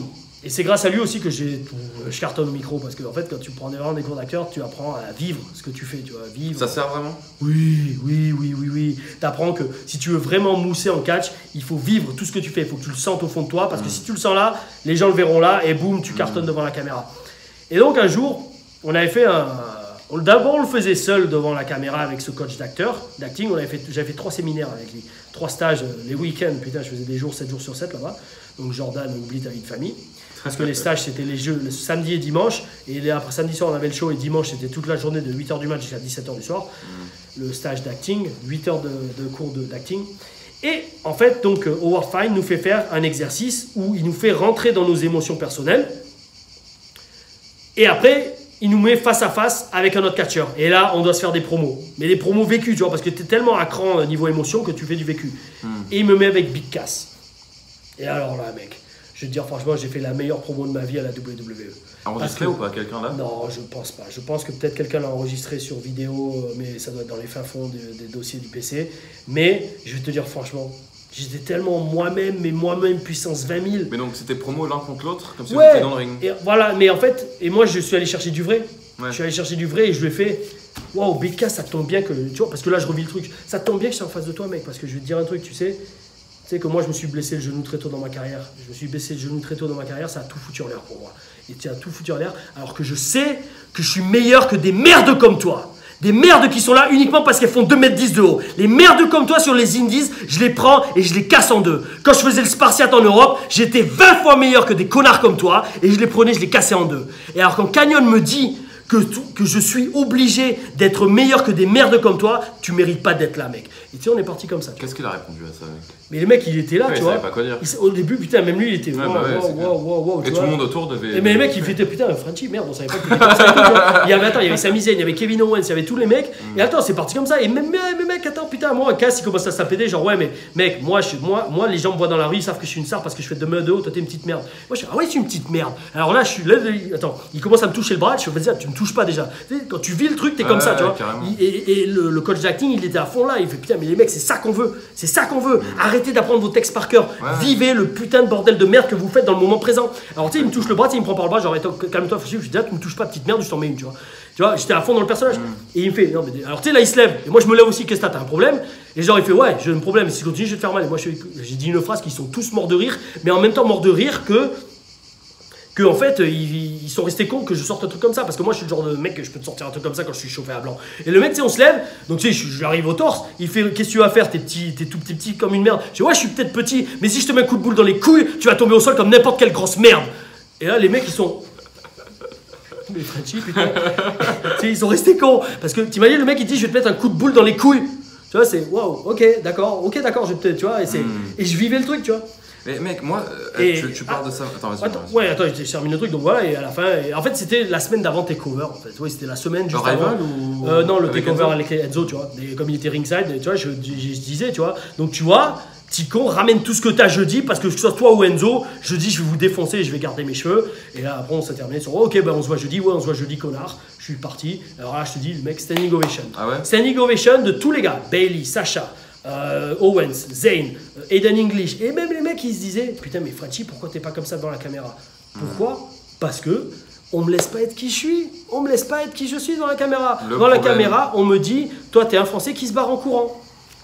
Dès qu'il y a un bagarre, tu remues le drapeau blanc, tu te barres en courant. Mec, la raison pour laquelle en ce moment à la WWE il y a énormément de promos qui sont faibles et qui marchent pas, c'est parce qu'on leur donne de 1 des textes à apprendre, et de ce fait on les laisse pas. Attention, être eux-mêmes. Non, mais attention. Que les gens soient eux-mêmes, ça veut pas forcément dire qu'ils vont être bons. Parce qu'il y en a, ils ont pas de personnalité, tu vois. Mais je veux dire, c'est pas naturel. Personne n'est naturel au micro. Non, mais voilà. Et c'est peut-être aussi comme ça, c'est pour ça que certains, t'es obligé de leur donner un texte. Parce que tu vois, moi, là, c'est qui je suis en vrai, tu vois. Et je te redis, et on en revient à ce qu'on disait tout à l'heure. Moi, on me disait, toi, t'es ça, et puis c'est tout. C'est ce que je te redisais pour la TNA. Quand le mec à la TNA, pour nos essais, nous a dit, mec, fais ce que tu veux, montre-nous juste pourquoi on doit te signer. T'as vu, je l'ai reposté il y a pas longtemps, ma promo de début à la TNA. Même mon match en entier, je sais plus. Mec, c'était tellement vécu. Tout ce que je disais, genre, là, vous avez arrêté de vous calmer parce que là, les Français sont là. Et là, cette fois-ci, on va pas se barrer en courant. Ça, c'était un message direct à Triple H. Qui disait, ouais, toi, t'es Français, tout ce que tu dois faire, tu dois te barrer en courant. Bref. Et donc voilà. Mais c'est ça, on en revient à dire pourquoi le catch aujourd'hui, c'est moins populaire qu'il y a 10-15 ans, 20 ans. Parce que les mecs sont plus des méga personnalités de fou. Tout le monde est menotté, c'est ça que je veux dire. Oui, voilà, c'est ça. À la WWE, c'est t'as ton script, fais-le et ferme ta gueule. Si t'es pas content, tu dégages, on en a 50 qui attendent pour te prendre ton spot. Voilà. C'est une façon de gérer le business, on l'accepte ou on l'accepte pas, peu importe, mais c'est comme ça que ça marche. Mais bon, voilà, moi je suis toujours, c'est pas comme ça que tu fais le plus d'argent possible. Le plus d'argent possible, c'est tu en laissant les Regarde, non, mais tu le laisses quand même, il y en a quand même. Regarde, Elias. Elias, c'est le genre de mec quand même, il est lui-même. Et la preuve, il est lui-même, il amène un truc différent du catch. Ah bah c'est une des meilleures parties de Raw tous les lundis soirs. Tu vois, moi je vais te dire, en parlant d'Elias, j'y ai pensé l'autre fois. Juste, Elias, je pense pas, et je suis même sûr que personne lui écrit ses chansons, tu vois. Non, je pense qu'ils le font. C'est un travail d'équipe, quand même. Je pense qu'il a quand même un gros pouvoir. Exactement, parce que c'est lui qui les chante, il doit les sentir. Mais je pense que, en fait, comme avec The Rock et comme avec Bray Wyatt, il doit travailler ensemble avec un scripteur. Tu sais qui a trouvé, il a sa phrase Walk with Elias. Ouais. Tu sais qui a trouvé ça? Non. John Cena. Peut-être. C'est John Cena. Il a dit c'est John Cena dans les backstage qui lui a fait attends mais Elias WWE Walk with Elias. C'est John Cena qui a trouvé ça. Ouais, puis il est bon au micro, tu vois. Mais tu vois, je pense que voilà, lui, comme Bray Wyatt à l'époque et comme The Rock et tout, et Chris Jericho, ils ont un writer spécifique qui bosse avec eux ensemble sur leur promo, tu vois. Voilà, donc ça. Mais moi, tu vois, on me parlait d'Elias, ça m'a rappelé un truc. Tu sais, moi, tu sais que je peins. Tu vois, je peins, ok, ça c'est sur ma coque de téléphone, il y a un tableau que j'ai peint. En fait, sur la fin de ma carrière. Tu les vends ou pas? Non, pas pour l'instant. C'est mes petits bébés, mes tableaux. Et en fait, sur la fin de ma carrière, c'est pour te donner l'idée de comment ça s'est passé à la fin. À la fin, ils savaient depuis 1 an et demi que je peignais. Tu sais, j'avais fait des promos avec des tableaux grandeur nature de moi et tout, en peau de tigre et tout, machin truc. Régal le savait, ils le savaient tous. Un jour, t'as un des scripteurs de Raw qui m'a, genre 6 mois avant que ça s'arrête, il m'envoie un email, un dimanche soir, je m'en souviens, il me dit, Ryan Ward, c'était le scripteur principal d'NXT et un des principaux de Raw, il me dit, putain Sly, je viens de découvrir que tu peins. Mais mon Dieu, on peut faire énormément de storyline avec ça. Bordel, laisse-moi y réfléchir, je vais revenir vers toi avec quelques idées, mais waouh, ça m'inspire énormément. Alors moi, je lis ça dans l'email, je fais waouh, putain, c'est nickel. Oh putain, ça y est, je vais enfin arriver à la télé, peut-être même carrément, wow, super. Voilà. Et alors là, je le vois après au TV tapings à NXT, on en reparle en personne, et il me dit un truc du genre, mais mec, c'est ça, le truc, c'est bien, c'est qu'avec un truc comme ça de peinture, on peut, tout ça, ça donnerait quelque chose de tellement différent à Vince. Qui en a tellement marre de voir du catch que voilà. Et c'est pour ça que des mecs comme Elias, c'est tellement frais à la télé. C'est parce que c'est autre chose que du catch. Raw, c'est toutes les semaines 3 heures de catch. Le catch, c'est très bien. Mais quand même, 3 heures le lundi soir, 2 heures à SmackDown, 1 heure le mercredi à NXT. Un pay-per-view de 5 heures maintenant tous les mois. Et t'as 10 heures de catch quand t'as un takeover. C'est énorme. Donc c'est pour ça que c'est bien d'avoir... 205 Live, voilà, c'est pour ça que c'est bien d'avoir un peu de renouveau. Donc Elias la guitare. Moi, quand j'avais le micro, c'est là que je cartonnais le plus à la VVE parce que c'est là que je connectais avec le public. Et Ladies and gentlemen, je m'appelle Sylvester Lefort. Avec l'accent et le look, c'était tellement unique que direct tu connectes avec le public. On en revient à l'histoire de connexion avec le public de Paul Heyman, c'est ça, tu vois. C'est clair. Enfin, donc Big Cass. Big Cass, voilà, donc cette promo, je m'en souviens, c'est avec lui que j'avais fait. Mais ça reste quand même, c'est quelqu'un de plutôt bien dans les vestiaires. Moi, avec moi, j'avais le problème. Voilà, comme je disais, voilà, c'est comme avec Enzo, même si certains peuvent pas le blairer. Moi, il sait que je l'ai tellement aidé à mousser à la télé au tout début à NXT, à bumper dans tous les sens pour lui, à faire le méchant alors que lui c'est le super gentil. Parce qu'il peut pas y avoir de super gentil en cas s'il n'y a pas un super méchant en face de lui. C'est Bret Hart qui disait ça. Et donc voilà, nous on était les super méchants avec Marcus dans les Légionnaires et il savait qu'il avait besoin de nous et voilà. C'est quand la dernière fois que tu lui as parlé? Big Cass, bordel. longtemps. Genre, je pense que quand on s'est fait virer avec Mika, il m'a envoyé un texto. Peut-être je dois toujours avoir en disant ouais, Stranchi, j'ai appris la nouvelle. Tu gardes contact avec beaucoup de gens, beaucoup de catcheurs de la VE? Très rarement, très rarement. Vraiment les bons amis, vraiment sur le plan personnel, tu vois. Genre, Kalisto, Becky. Ouais, Kalisto, Becky, Sacha de temps en temps, Sacha Banks, Nia Jax, un des arbitres, Danilo, Ben, Neville. D'ailleurs, il est en Europe, Neville, il est rentré, il faudrait que je fasse Qu'est-ce qu'il fait, Neville, en ce moment? Il encaisse les chèques, il est en Angleterre. La dernière fois que je lui parlais, je fais vas-y mec, ça y est, t'as fini ton contrat avec eux parce que j'aimerais te booker sur des shows ou te faire booker sur des gros shows qu'on a au Pakistan, en Europe et tout. Parce qu'il continue à être payé là. Ah ben moi il m'a dit écoute, moi j'ai toujours pas été viré donc le spot en or, il doit commencer. Qu'est-ce qu'il a fait exactement? Il s'est vraiment barré. Il s'est barré, ouais, il a réglé le cul. Il a raison, tu sais, parce que quand tu vois le talent qu'il a et que tu vois qu'ils le font jobber contre Enzo. Non, c'est clair. Bon. Et pourtant il aime bien Enzo en plus. Non, ils sont potes, ils sont super potes, mais il se dit, moi j'ai pas signé pour être un jobber. Il a raison, quand tu es bon comme lui et que tu sais que t'as juste un coup de fil à passer, il te peine direct à un New Japan, pourquoi tu te fais chier quoi. Surtout qu'à la New Japan aujourd'hui, tu gagnes aussi bien, voire mieux ta vie qu'à la WWE. Parce qu'en plus, tu peux catcher sur les indies. Bon, par contre, le catch, New Japan, on n'est pas là pour déconner aussi. Hein, Ils sont tarés, ils sont tous en train de se niquer les couilles. La New Japan, tu fais une carrière de 3 ans, t'as fini quoi. Bon, bref. Dernier papier, les amis. Dernier, putain, désolé, on est long. Hein. Non, attends. J'ai eu. C'est moi. C'est toi, ouais. C'est moi. Dernier papier, les amis. Si jamais vous. Ah non, Big Cass, c'est toi qui l'as eu. C'est toi qui as eu Big Cass. Bon, tiens, vas-y. Allez, on termine par moi. Le mec, il veut me voler mon spot. Allez, c'est parti. Tu me dis c'est qui? Est-ce que c'est un moi? Putain, merde, on n'a pas fini.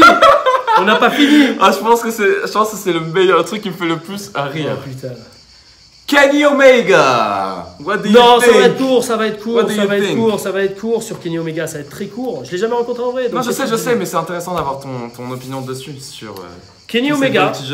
Alors Kenny Omega, un peu comme AJ Styles, mais un peu différent. Respect quand même, entre guillemets, total. Parce que le mec, je me souviens, il y a 10 ans, quand je commençais le catch, je voyais des vidéos de lui qui catchait contre des pantins, tu sais, qui faisait du catch contre un mannequin, qui faisait même du catch dans un jardin, qui faisait le Anytime Anywhere Wrestling et il faisait un pile driver du haut d'une falaise. Tu l'as vu ça? Tu me l'as envoyé il y a quelques mois. Je te l'ai vu, ok d'accord, tu l'as envoyé. Je te l'ai envoyé, tu l'as vu. Alors moi, quand je voyais ça, croyez-moi, j'ai fait la lutte, j'ai des douleurs au cou très récurrentes, à force du catch et de la lutte, quand je voyais ça, je me dis, ce mec-là, c'est un miracle qu'il soit pas en chaise roulante, ok? Le mec, il doit avoir un cou, je sais pas dans quel état. Un dos, un cou, des genoux, dans quel état pour avoir fait ce style de catch pendant des années, parce qu'attention, avant de faire ça au Japon, il catchait déjà depuis des années, tu vois? Donc, et c'était il y a 10 ans. Il a pas arrêté de catch depuis, il a continué. Il a fait la ROH, il a ton âge, non? Il a 38. Il est vieux, il est vieux. 38, je te jure. Non, je te jure. Pourquoi? Je vais dire pourquoi. Parce que j'avais regardé et Steve Austin disait il a pas 38. Kenny Omega, pas Kevin, il doit se faire signer avant que son corps lui le lâche. Je crois qu'il a 34. On va voir. Il a pas 38, putain. En fait, j'en rajoute des années. Kenny Omega, il fait pas 1m83, ça c'est sûr. sûr. Sur Wikipédia direct. Ouais. Non, tu sais le petit truc là. Non, descends. Non. Oh Tom, la technologie, Tom. Mais ouais, non, mais attends, non, mais c'est de la merde, c'est le Wikipédia français, on s'en fout voilà, anglais, il faut aller sur l'anglais. 83, donc il a 34 ans, putain. Bon, ok, pourquoi je lui rajoute des années? Non, c'est J-Sals qui a 38 alors. J-Sals, oui. Voilà, je confonds toujours. Il approche les 40. C'est ça, voilà, en fait, à l'époque quand il signait J-Sals, vite, il a 38. Bon, 34, voilà.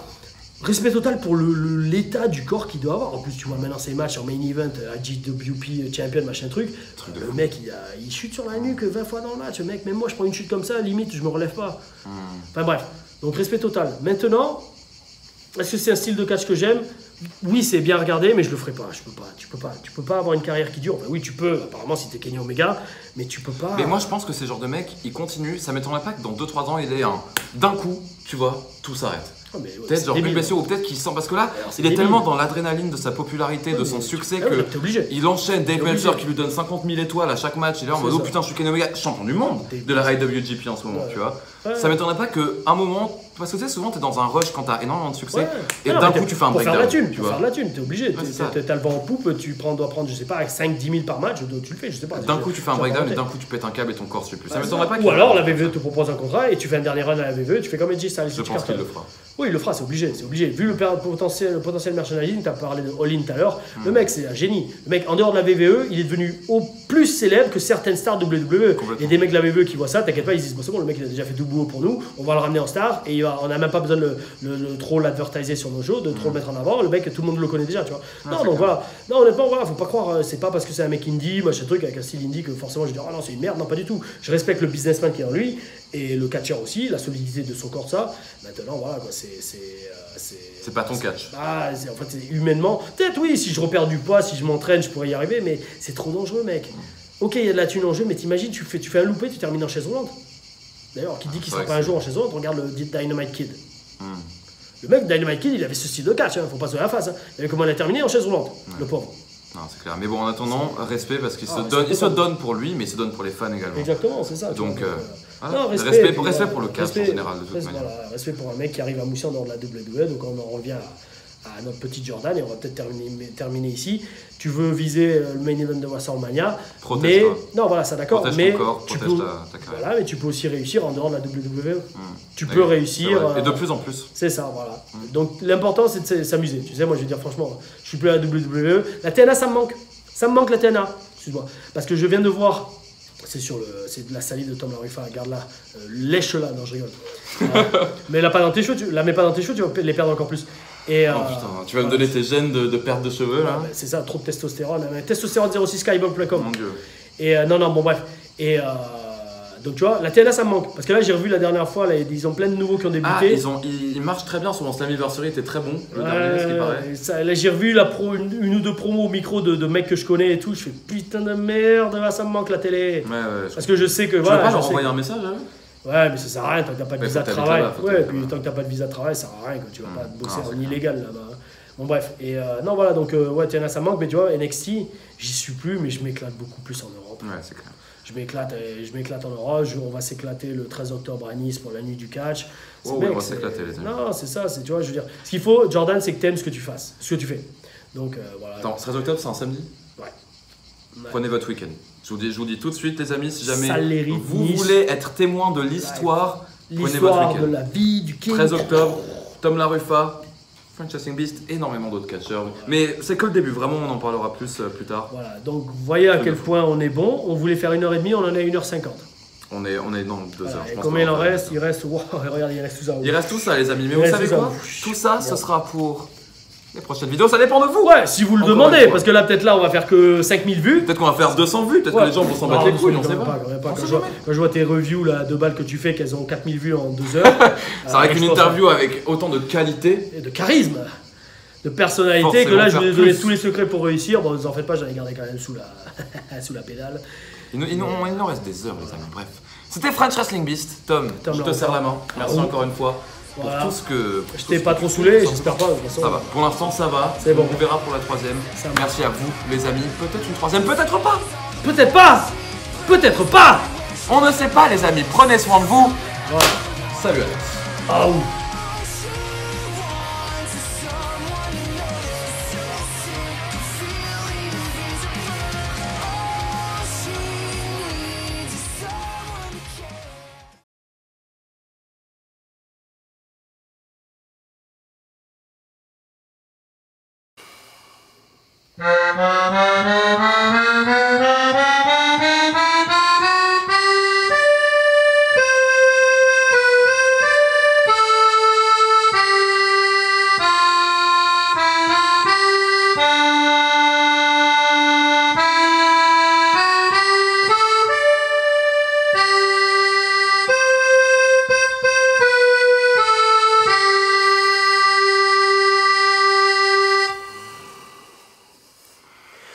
Oh, Brother Beast, I knew you'd come. Oh yeah, dig it.